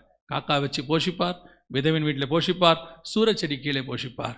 அதற்கு பிறகு போஷிக்க வேண்டிய அவசியமே இருக்காது. நீங்கள் மேகத்துக்குள்ளே போயிருவீங்க, அங்கே புசிப்பும் குடிப்பும் அல்ல. அல்லேலூயா. நாம் ஜெபிக்க போகிறோம். ஏந்திரிக்கலாமா? இந்த பிரயாணம் கொஞ்சம் கடினமாக இருக்கும், ஆனால் கண்டிப்பாக இந்த பிரயாணம் முடிவு பரியந்தம் நடக்கும். ஒரு நாளும் கர்த்தர் கைவிட மாட்டார், ஒரு நாளும் கைவிட மாட்டார். அவர் நமக்கு முன்பாக போவார், அவர் நமக்கு பின்பாக இருந்து பாதுகாப்பார். இடதுபுறம் வலதுபுறம் நிற்பார், மேலே இருந்து பாதுகாப்பார், பாதங்கள் கடிட ஆரம்பிக்க தூதர்களுக்கு கட்டளையிடுவார். 360 டிகிரியில் உங்களை மொத்தமாய் பரலோகம் பார்த்துக்கொள்ளும். 360 டிகிரியில் பார்த்துக்கொள்ளும். சாத்தானுடையதான எதுவும் உங்களை தொடாதபடி கர்த்தர் பாதுகாத்துக் கொள்வார். ஆனால் நீங்கள் மட்டும் உங்கள் பிரயாணத்தை மேகத்தை நோக்கி வச்சுக்கோங்க. நடுவில் கொஞ்சம் இடதுபுறம் வலதுபுறம் வழி விலகிடாதீங்க. மனுஷனை நம்பிடாதீங்க. தேவன் மேல அவிசுவாசப்பற்றாதீங்க. எல்லா சூழ்நிலையிலும் அவர் ரட்சிப்பார். நமக்கு தான் சூழ்நிலைகள் மாறும். கர்த்தர் மாறாதவர். கர்த்தர் மாறாதவர். அவரால் செங்கடலுக்கு நடுவுலையும் உங்களை பாதுகாக்க முடியும், யோர்தானுக்கு நடுவுலையும் பாதுகாக்க முடியும், தண்ணியே இல்லாத வனாந்தரத்திலும் உங்களை பாதுகாக்க முடியும். ஒப்பு கொடுப்போமா? ஒருவேளை இதுவரைக்கும் உங்க ஓட்டத்துல கொஞ்சம் பலகீனம், ஒரு பயம், என்ன செய்வாங்க, என்ன செய்ய போறோம், நாளைக்கு ஏதாவது ஒண்ணுனா என்ன நடக்கும், நம்ம பிள்ளைகளுக்கு என்ன நடக்கும், பேர பிள்ளைகளுக்கு என்ன நடக்கும். ஆண்டவர் சொல்றாரு, நீ எனக்கு எப்படி பிள்ளையோ அப்படிதான் உன் பிள்ளையும் எனக்கு பிள்ளை, உன் பேர பிள்ளையும் எனக்கு பிள்ளை தான். காலகாலமா எல்லாருமே எனக்கு பிள்ளைகளாக தான் இருக்கிறார்கள். உண்மையிலே கர்த்தர் என்னோட கூட இடைப்பட்டார்ன்றவங்க மட்டும் ஏதோ ஒரு விதத்தில் கர்த்தர் என் கூட பேசினாரு. வார்த்தையில கர்த்தர் என்னை உருவாக்குறாரு, இன்னும் என்னை பலப்படுத்துறாரு அப்படின்றவங்க மட்டும் கரங்களை தேவனுக்கு நேராக உயர்த்தி, ஆண்டவரே வார்த்தையின்படி என்னை நடத்தும், இந்த வார்த்தையின்படி என்னை நடத்தும்.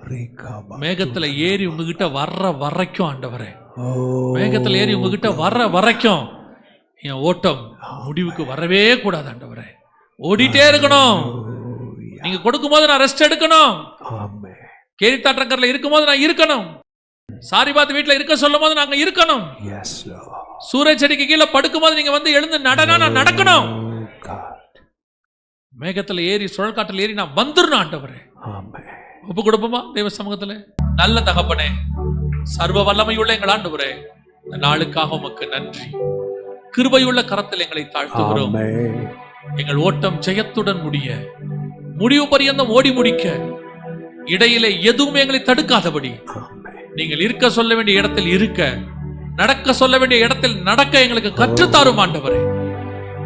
மேகத்தில் உம்மிடத்தில் வந்து சேருகிற வரைக்கும் நாங்கள் அப்படியே ஓடி முடிக்க கிருபை பாராட்டும். இடையிலே போய் நாங்கள் கெபியிலே தங்காதபடி பாதுகாத்துக் கொள்ளும். எங்கள் ஆண்டவர் இயேசு கிறிஸ்துவின் நாமத்தில் பிதாவே.